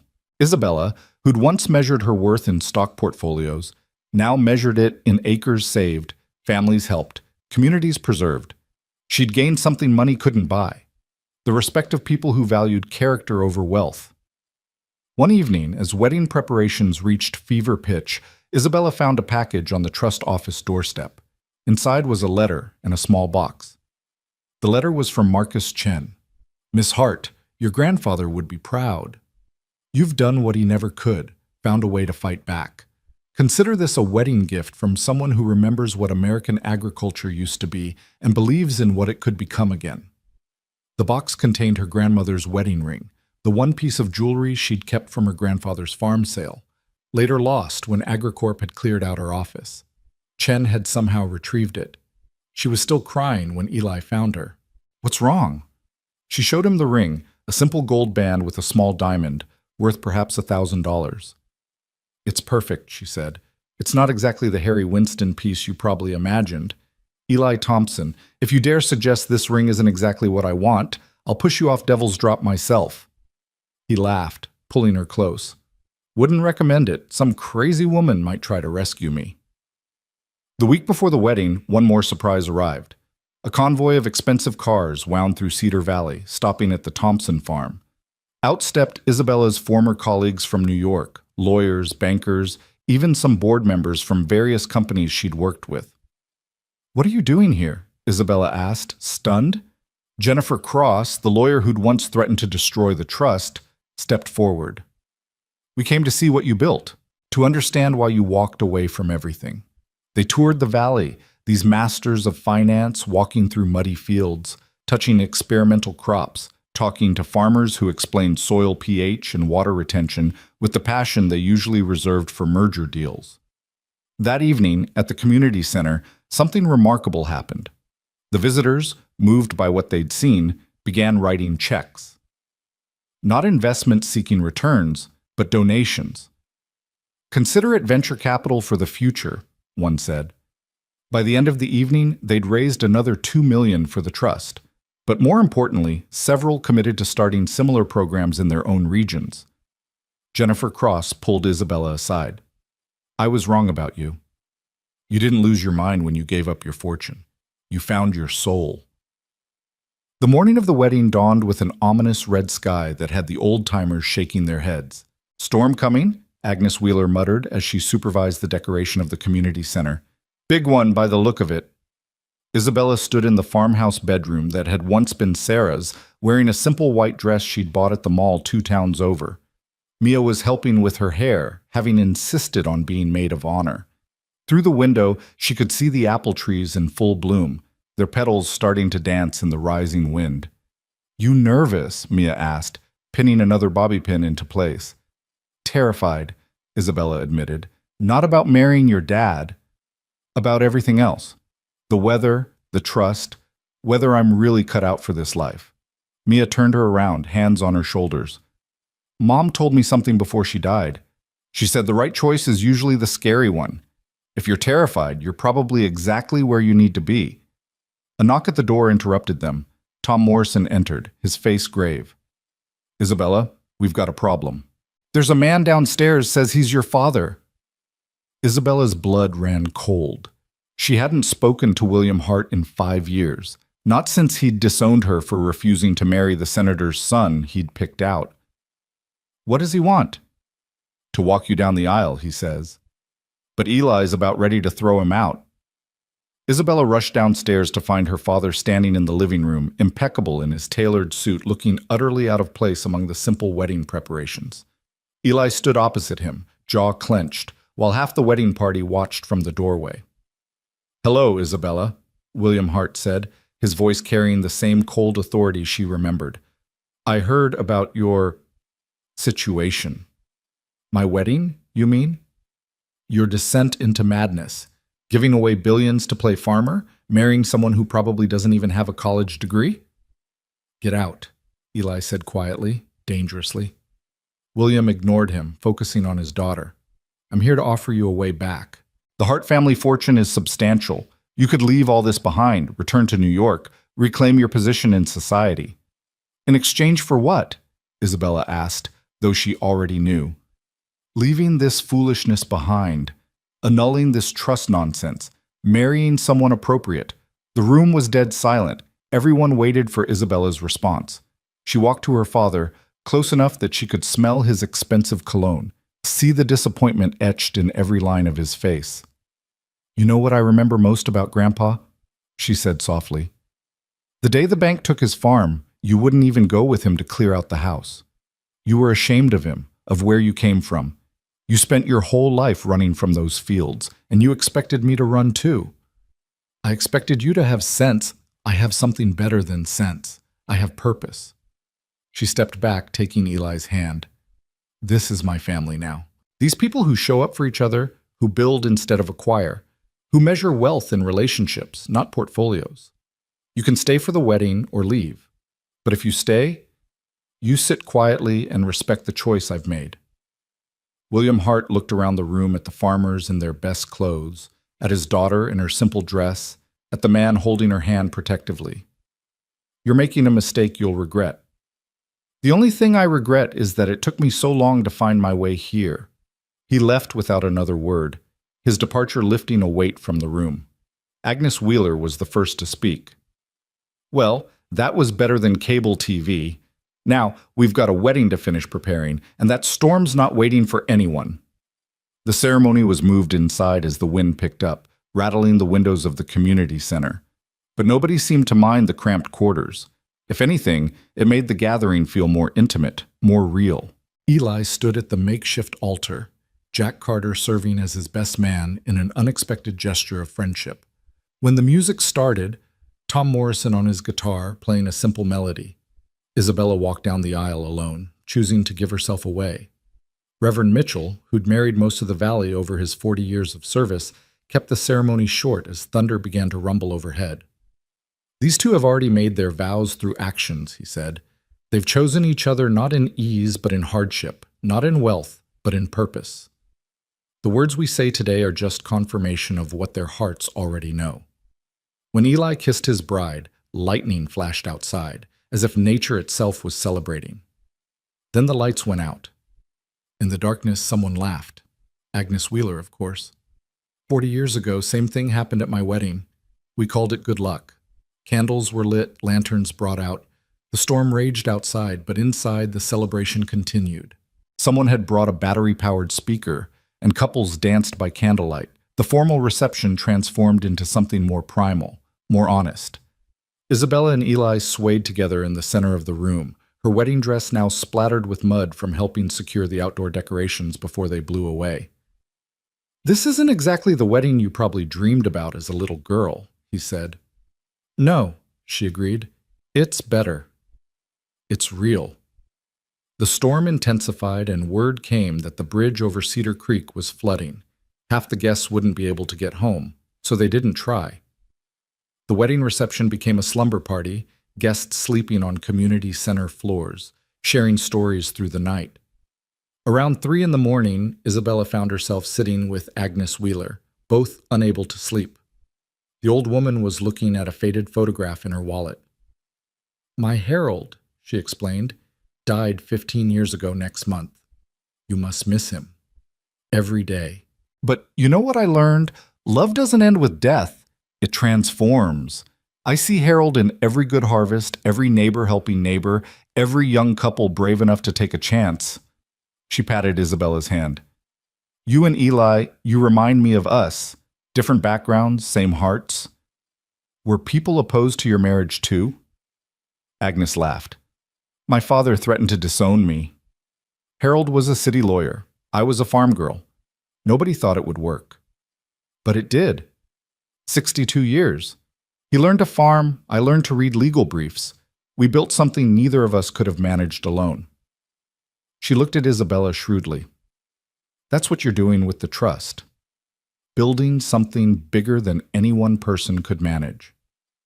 The storm finally broke near dawn.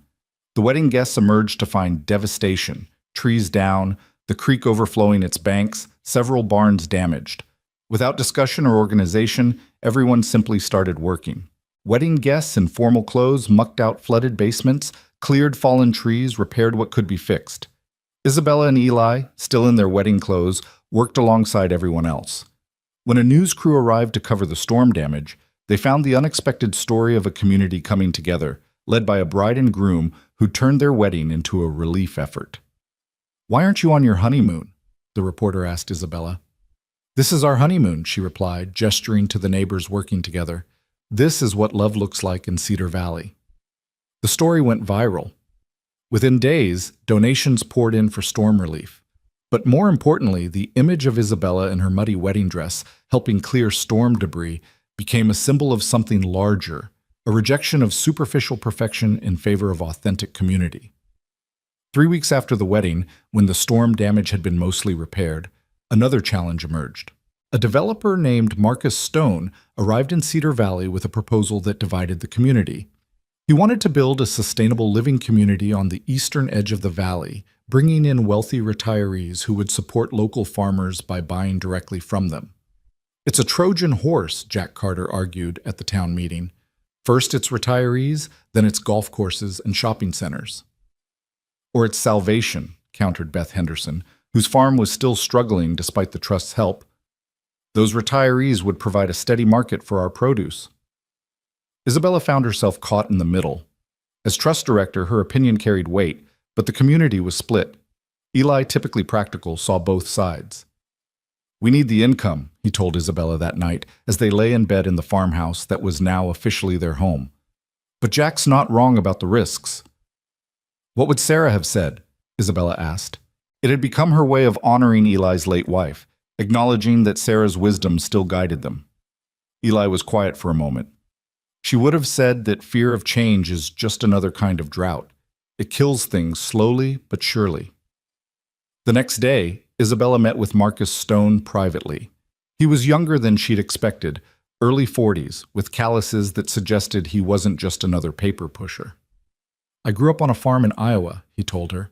Watched it get bought out, turned into suburban sprawl. I've spent 10 years figuring out how to develop land without destroying its character. And you think you've figured it out? I think I've found a balance. Look at these plans. He spread blueprints across her desk. Maximum of 50 homes, all on lots no smaller than 5 acres. Strict architectural guidelines to maintain rural character. Every homeowner required to purchase a farm share from local producers. It's community-supported agriculture on steroids. Isabella studied the plans. They were thoughtful, respectful even, but she'd learned that good intentions on paper didn't always translate to reality. I need guarantees, she said, legal, binding guarantees that this won't expand beyond what you're showing me.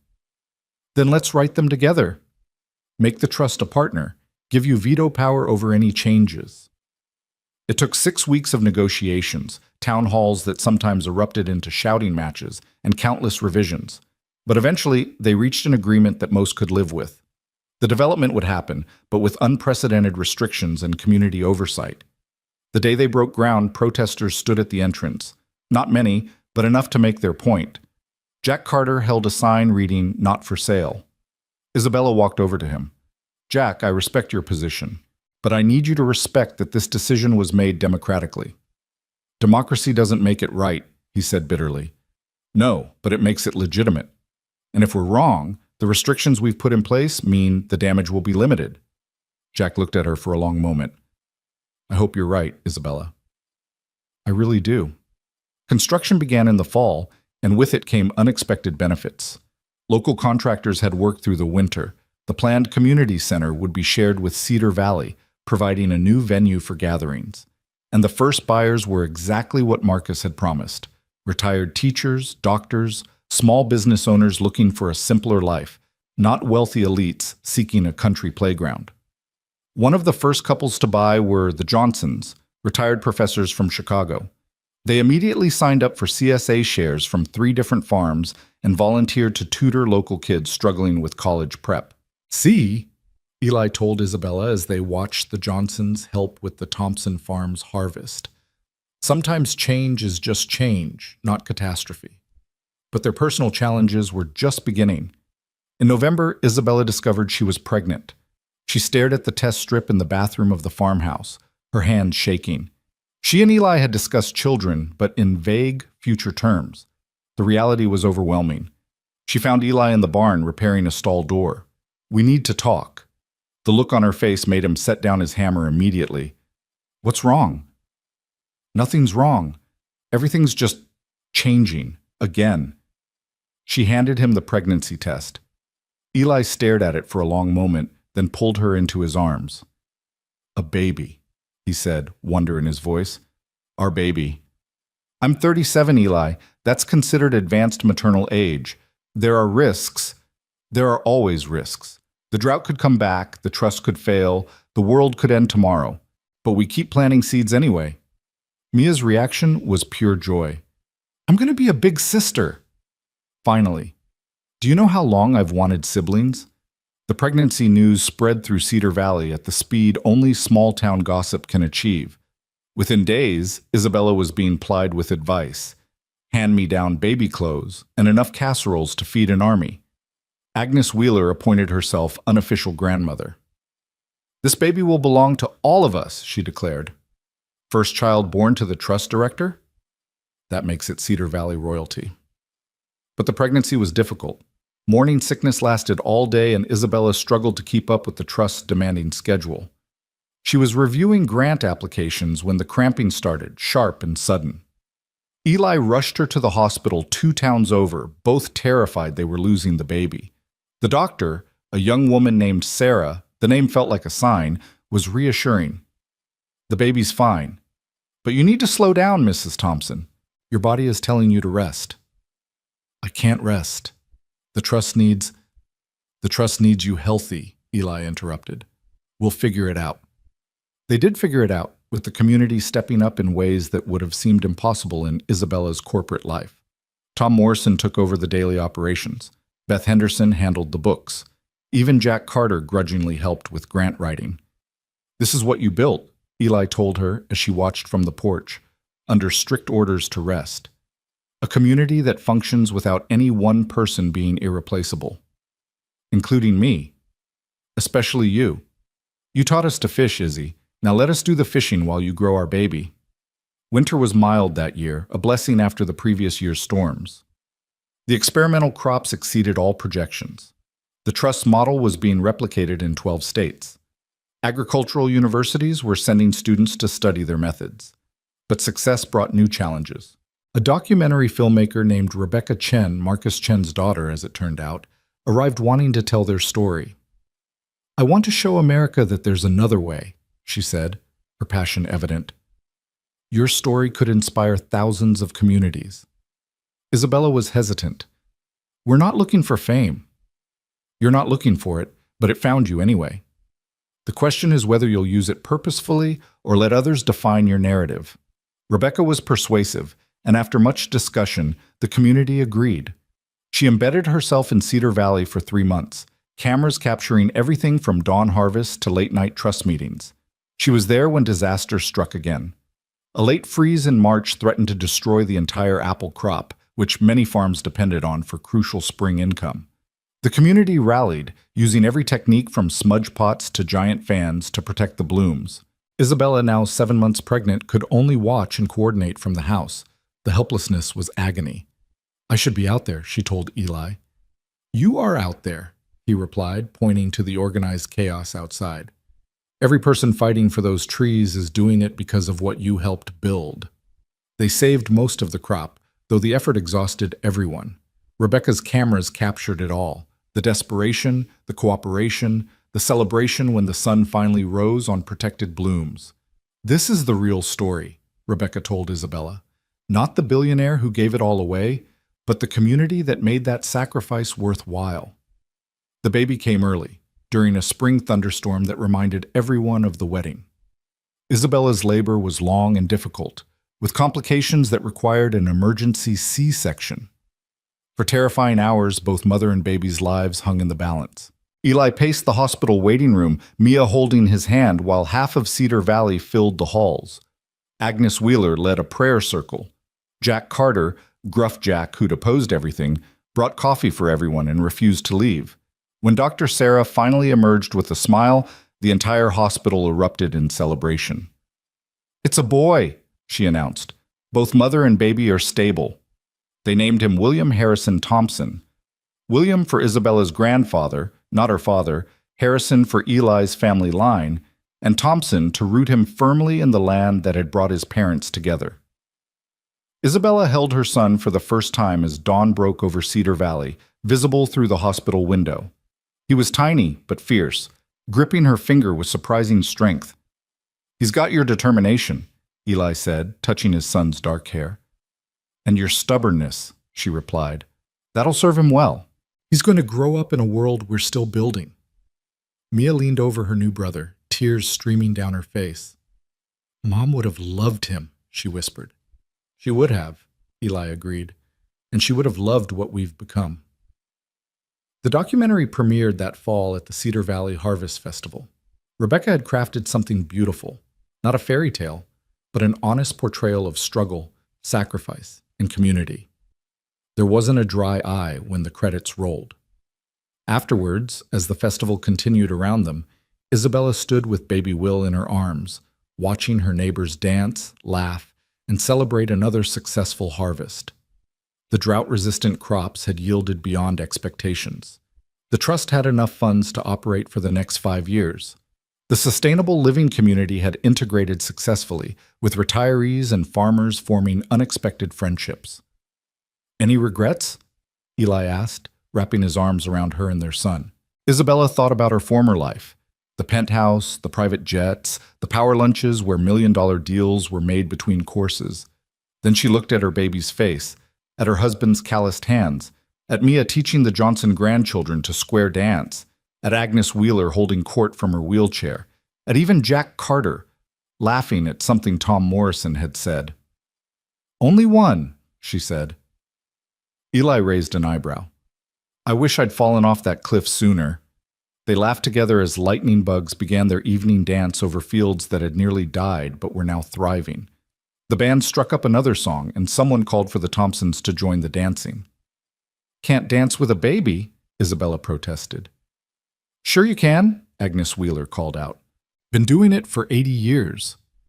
So they danced, the three of them, four if you counted Will, in the community center where they'd been married, surrounded by people who'd become family, on land that had been saved by sacrifice and sustained by love. Later that night, as they drove home, Will sleeping in his car seat, Mia dozing against the window, Isabella saw a familiar figure by the side of the road. Richard Blackstone, of all people, stood beside a broken-down luxury car, cell phone clearly not getting signal. "We should stop," she told Eli. "Are you kidding? After everything he did?" "Especially after everything he did." Eli sighed but pulled over. Blackstone's face cycled through surprise, shame, and desperation when he recognized them. "I'll call for help," Eli said curtly. "Phone doesn't work out here," Blackstone replied. "I was heading to Cedar Valley." "To see you, actually," he added, looking at Isabella. "Why?" she asked. "To apologize, and to ask for help.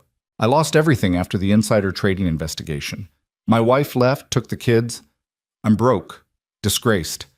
I remembered what you said about second chances and thought, hoped." Isabella studied him. The arrogant executive was gone, replaced by a broken man who'd lost his way.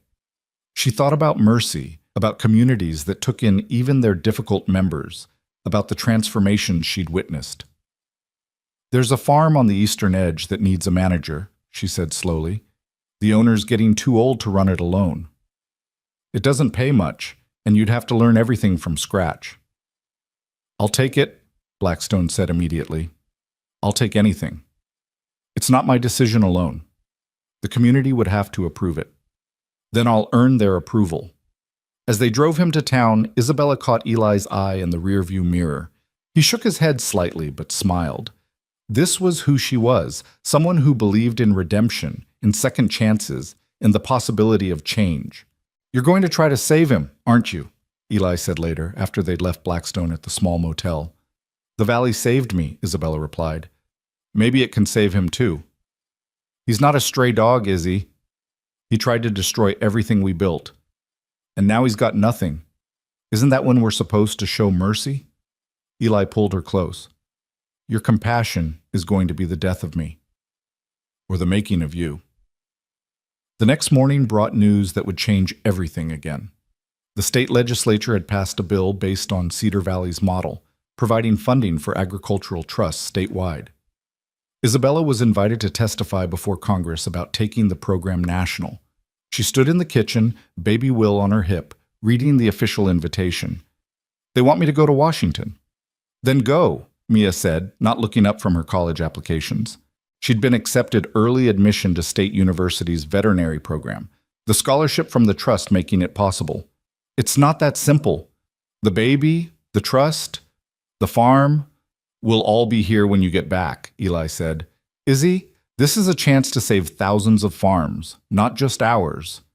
She went, taking Will with her because she was still nursing. Her testimony, delivered in a simple black suit while occasionally adjusting the baby carrier, was unlike anything Congress had seen. "Senators," she began, "I was once worth $2.8 billion. Now I'm worth something far more valuable. I'm part of a community that measures wealth not in dollars, but in sustainability, not in quarters, but in generations."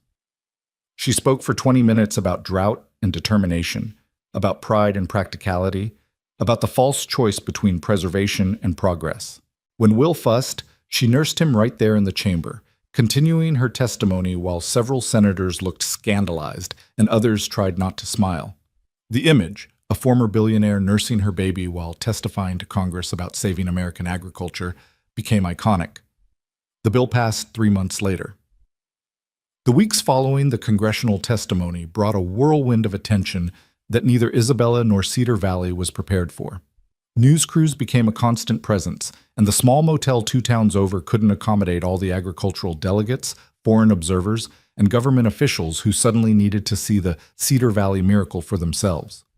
Richard Blackstone, still awaiting the community's decision on his fate, had been quietly working at the motel, cleaning rooms and fixing whatever needed repair. Isabella found him there one morning, patching a roof leak while wearing an ill-fitting maintenance uniform. "The mighty have fallen," he said without bitterness when he saw her. "Or maybe they've finally landed where they were supposed to be," Isabella replied, studying the man who'd once tried to destroy everything she'd built. "The community meeting is tonight. They'll vote on whether to let you stay." "Why are you helping me?" Blackstone asked, setting down his tools. "I tried to ruin you." "Because I remember being at the top of that corporate mountain, Richard.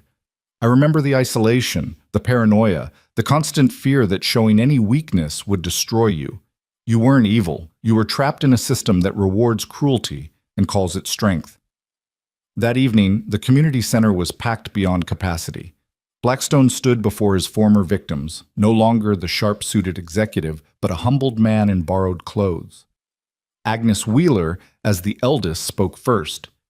"You came here to destroy our homes," she said bluntly. "Give us one good reason why we should let you stay." Blackstone looked around the room, his gaze landing on Eli, who held Will while Mia sat beside him taking notes for her senior thesis on community justice. "I can't give you a good reason," Blackstone said finally. "I can only tell you that I've lost everything I thought mattered and discovered it never mattered at all. My ex-wife sent me a video of my kids last week. They were happier than I'd ever seen them, playing in their grandfather's yard, free from the pressure of being a corporate dynasty's heirs. That's when I understood what Miss Hart, Mrs. Thompson, gave up. Not money, but the prison money builds around you." Jack Carter stood up, surprising everyone. "I've opposed pretty much everything that's happened in this valley for the past year," he said. "Fought Isabella, fought the trust, fought the development. But if she could forgive me, if this community could keep faith with someone as bitter as I've been, then maybe we can take a chance on him too. People change. I'm living proof. The vote wasn't unanimous, it never was in Cedar Valley, but it was decisive. Blackstone could stay, working at the Peterson farm that desperately needed help. Old Jim Peterson had lost his son in Afghanistan and his wife to grief, managing alone for 5 years. He needed someone who could learn the work and eventually take over. "Don't make me regret this," Jim told Blackstone gruffly. "I'm taking a chance on you because they took a chance on me when I was drowning in a bottle after my boy died." As the meeting dispersed, Isabella noticed her father's car parked outside, the same luxury sedan he'd arrived in for her wedding. William Hart sat behind the wheel, watching the community center but not getting out. She handed Will to Eli and walked over. "Couldn't bring yourself to come in?" she asked through the window. Her father looked older, the lines around his eyes deeper. "I came to see if it was real. This life you've chosen." "And?" "Your mother would have been proud," he said quietly, the first time he'd mentioned her mother in years. "She grew up on a farm, did you know that? I made her hide it, pretend she came from money. I was so ashamed of anything that wasn't polished, profitable, perfect. I know, Dad. I destroyed that part of her, made her into something she wasn't. I won't do that to you." He handed her an envelope. "Your mother left you something. I was supposed to give it to you when you found your true path. I thought that meant when you made your first billion. I was wrong." Inside was a deed to a small farm in Vermont and a letter in her mother's handwriting. Isabella read it by the dome light, tears streaming down her face. "My dearest Isabella," it read, "if you're reading this, you've discovered what I lost the courage to fight for. A life of meaning over money, community over corporation. The farm is small, but it connects to what your father never understood. We are Earth before we are anything else, and to Earth we return. Plant something there for me. Love, Mom." William Hart drove away without another word, but Isabella saw him wipe his eyes as he left. She stood in the parking lot holding her mother's letter when Eli found her. "You okay?" She showed him the deed. "My mother owned a farm. She never told me." "What will you do with it?" What she asked. "Plant something. Maybe it could be the trust's first expansion out of state." The next months were a blur of growth and challenge.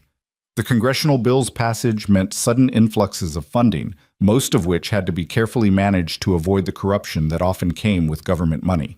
Isabella, still recovering from childbirth while managing a baby and the exponentially growing trust, relied heavily on the team that had formed around her. Rebecca Chen's documentary had been nominated for an Academy Award, bringing even more attention. The sustainable living community was thriving, with the retirees becoming integral parts of the farming operations. The Johnsons had started a program teaching urban kids about agriculture, bringing in students from Chicago for summer programs. But it was Blackstone's transformation that became one of the most powerful stories. Under Jim Peterson's gruff guidance, he learned to wake before dawn, to read the weather in cloud formations, to understand soil by its feel. His soft hands became calloused, his expensive shoes replaced by work boots that he patched rather than replaced. 3 months into his apprenticeship, a crisis tested his newfound commitment. Jim Peterson collapsed in the field, a massive heart attack that required immediate surgery. With no family nearby and the farm's animals needing daily care, Blackstone had to step up. Isabella found him one evening, exhausted and covered in mud, trying to deliver a calf that was coming out wrong. He was on the phone with the vet, following instructions with shaking hands. "Turn it clockwise," the vet was saying. "Gently. You need to realign the shoulders." "I can't," Blackstone gasped. "I'll hurt it." Isabella rolled up her sleeves. "Together, then." They worked through the night, Isabella remembering the lessons from her grandfather's stories, Blackstone following her lead. When the calf finally emerged, alive and healthy, both of them were crying. "6 months ago, I was orchestrating hostile takeovers," Blackstone said, watching the calf take its first wobbling steps. "Now I'm crying over a baby cow." "Which moment feels more real?" Isabella asked. "This one. God help me, this one." Jim Peterson recovered but could no longer handle the physical demands of farming. In a move that shocked everyone, including Blackstone himself, he officially made Richard his heir, adopting him as the son he'd lost, giving him both the family and the land he'd never expected to have again. Summer brought its own challenges when a drought threatened to return.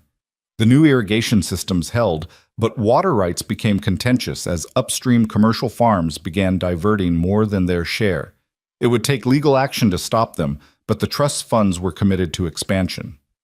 "We need a lawyer," Tom Morrison said at an emergency meeting, "a good one who understands both water rights and corporate law." Agnes Wheeler cleared her throat. "What about him?" She pointed at Blackstone, who was attending his first meeting as a full community member. Everyone stared. Blackstone looked shocked. "I haven't practiced law in years. I went straight into corporate management." "But you have a law degree," Agnes pressed. "Harvard, wasn't it?" "Yale," he corrected automatically, then flushed. "But water rights are completely different from corporate law." "So learn," Eli said simply. "You learned to farm."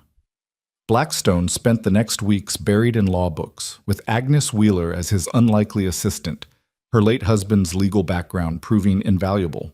Together, they built a case that not only protected Cedar Valley's water rights, but established precedent for small farm coalitions throughout the state. The day they won the injunction, the entire valley celebrated.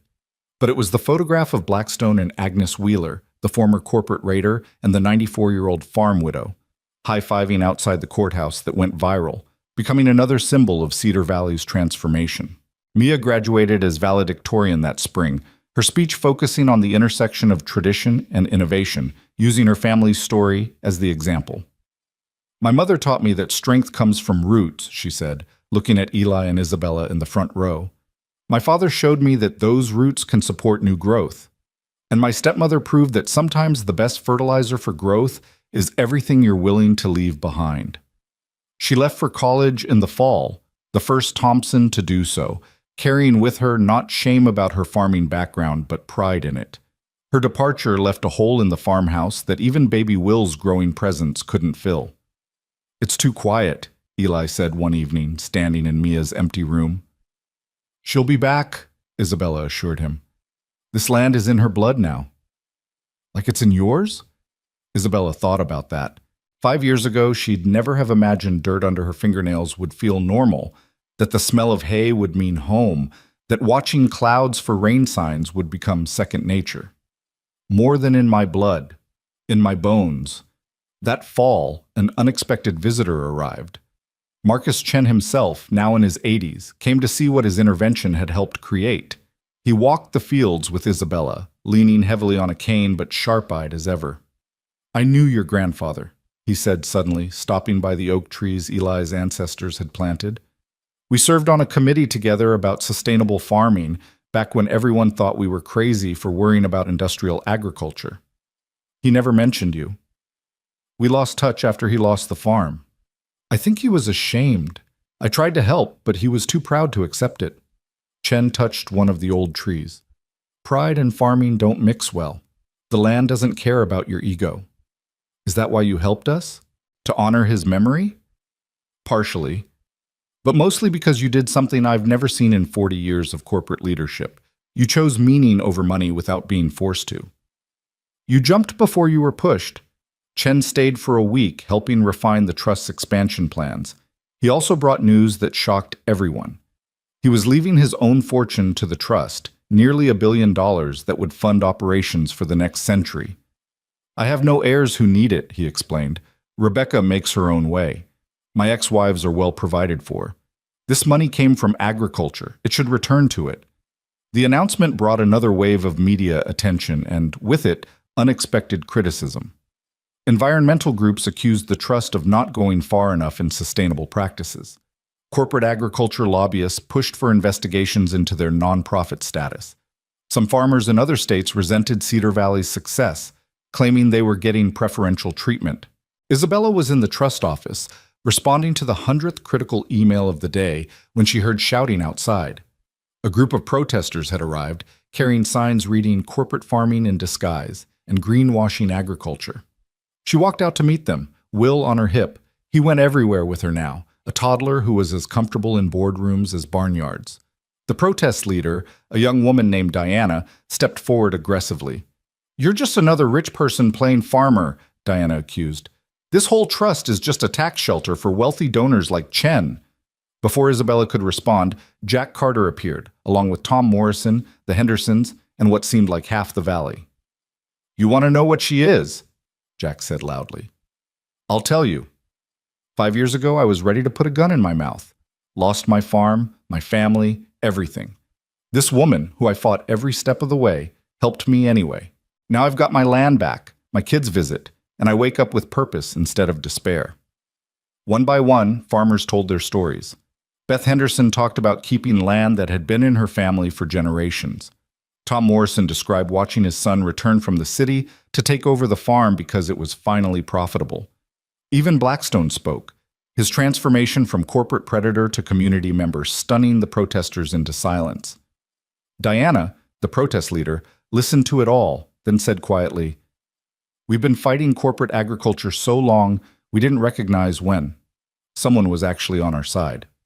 "Then help us," Isabella said simply. "We need environmental advocates, people who will keep us honest, push us to do better. Join the advisory board. Be the voice that makes sure we never become what we fought against." It was a risk, inviting critics inside, but it was the Cedar Valley way, turning opponents into allies, critics into collaborators. Winter came early that year, catching everyone off guard. An ice storm in November destroyed power lines, leaving half the valley without electricity or heat. The community response was immediate and organized. Generators shared, families doubling up, the community center becoming an emergency shelter. But it was what happened next that showed how far they'd come. The retirees from the sustainable living community, many with resources from their former careers, immediately offered to fund emergency infrastructure improvements. The trust organized work crews.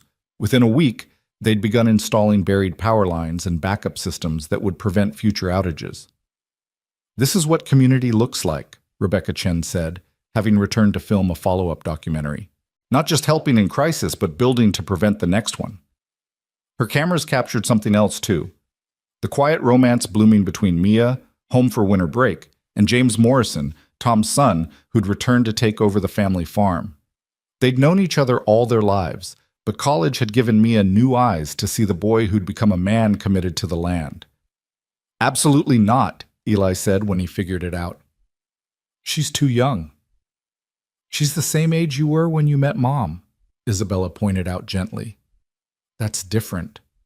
Because she's not your little girl anymore." She's a woman making her own choices.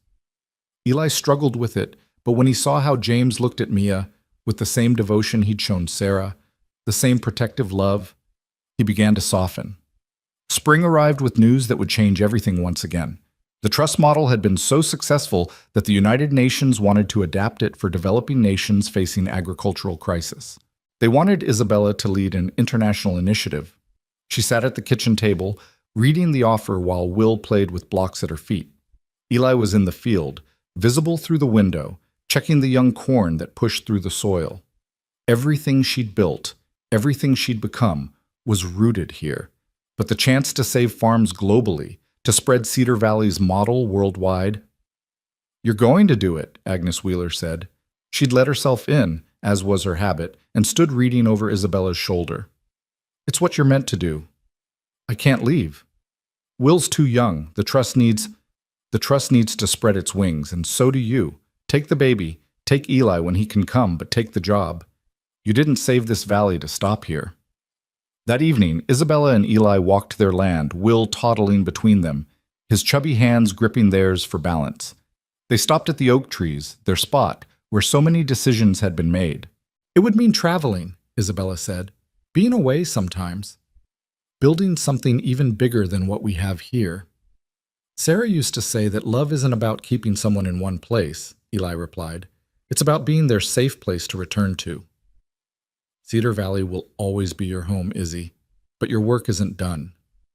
"Our work," she corrected. "Our work," he agreed. The announcement of Isabella's appointment made international news. The woman who'd given up billions to save American farms would now try to save farms worldwide. The ceremony was held in Cedar Valley, with dignitaries from dozens of countries coming to the place where it all started.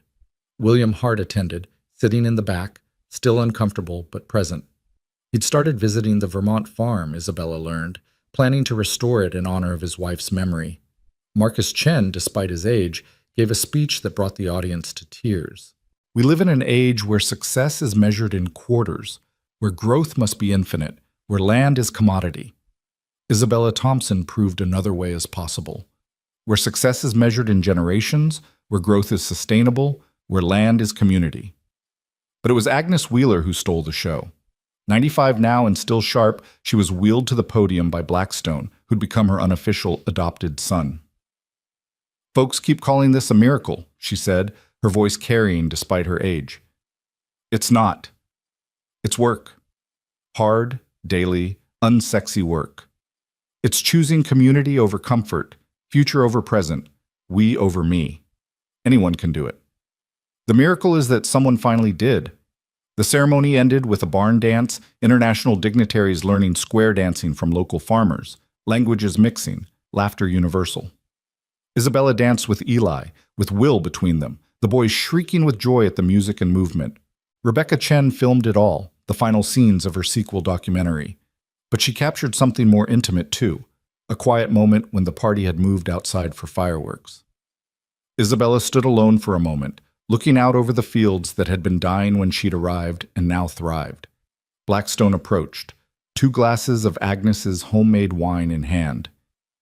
"Any regrets?" he asked, the same question Eli had posed years earlier. Isabella took the glass, thinking. "I regret how long it took me to understand what matters. I regret the years I spent building wealth instead of worth, but mostly I'm grateful." "For what?" "For falling off that cliff. For Eli pulling me up. For a community that taught me that saving someone isn't a debt to be repaid, but a gift to be passed forward." Fireworks exploded overhead, illuminating the valley in brief, brilliant light. Will had fallen asleep in Eli's arms, exhausted from the excitement. Mia and James were dancing, lost in each other. Agnes Wheeler was holding court, telling stories to fascinated diplomats. The farmers and the retirees, the locals and the visitors, all mingled as equals. "This is your legacy," Blackstone said. "Not the trust, not the international program, but this, people believing they can change, that community matters, that the impossible is just hard work waiting to happen." Isabella watched her son sleep in her husband's arms, saw her stepdaughter in love, observed her neighbors and former enemies now friends, and felt the kind of wealth that no bank could measure. The international program would launch soon.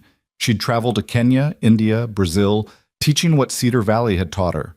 But she'd always return here, to this valley that had saved her as much as she'd saved it. As the party wound down and people began heading home, Isabella and Eli stood together in their field. The corn was knee-high already, reaching for stars hidden by fireworks smoke. Tomorrow would bring new challenges. It always did. There would be droughts and storms, conflicts and setbacks. But tonight, Cedar Valley stood as proof that sometimes, when someone falls off a cliff and someone else pulls them up, the result isn't just rescue, but redemption. Not just for one person, but for an entire community that learns, in the act of saving, how to be saved themselves. "Ready to save the world?" Eli asked, pulling her close. "I already did," Isabella replied, gesturing to the valley around them. "Now I'm just going to teach others how to save their own." They walked back to the farmhouse hand in hand, their son sleeping between them, their daughter's laughter echoing from where she said goodnight to James. The oak trees stood sentinel, witnesses to all that had changed and all that had endured. In the morning, there would be chores and challenges, meetings and milestones. But tonight, under the vast sky of Cedar Valley, a former billionaire and a struggling farmer had found something worth more than all the money in the world: a home, a purpose, and a love that transformed not just two lives, but an entire community's future. The moon rose over fields that whispered with growing corn, and somewhere in the distance, a screech owl called. Not a scream of distress this time, but a sound of life continuing, persisting, thriving against all odds. Just like Cedar Valley itself, saved by an accident that turned out to be destiny, by a fall that became a rise, by a woman who gave up everything and gained the world.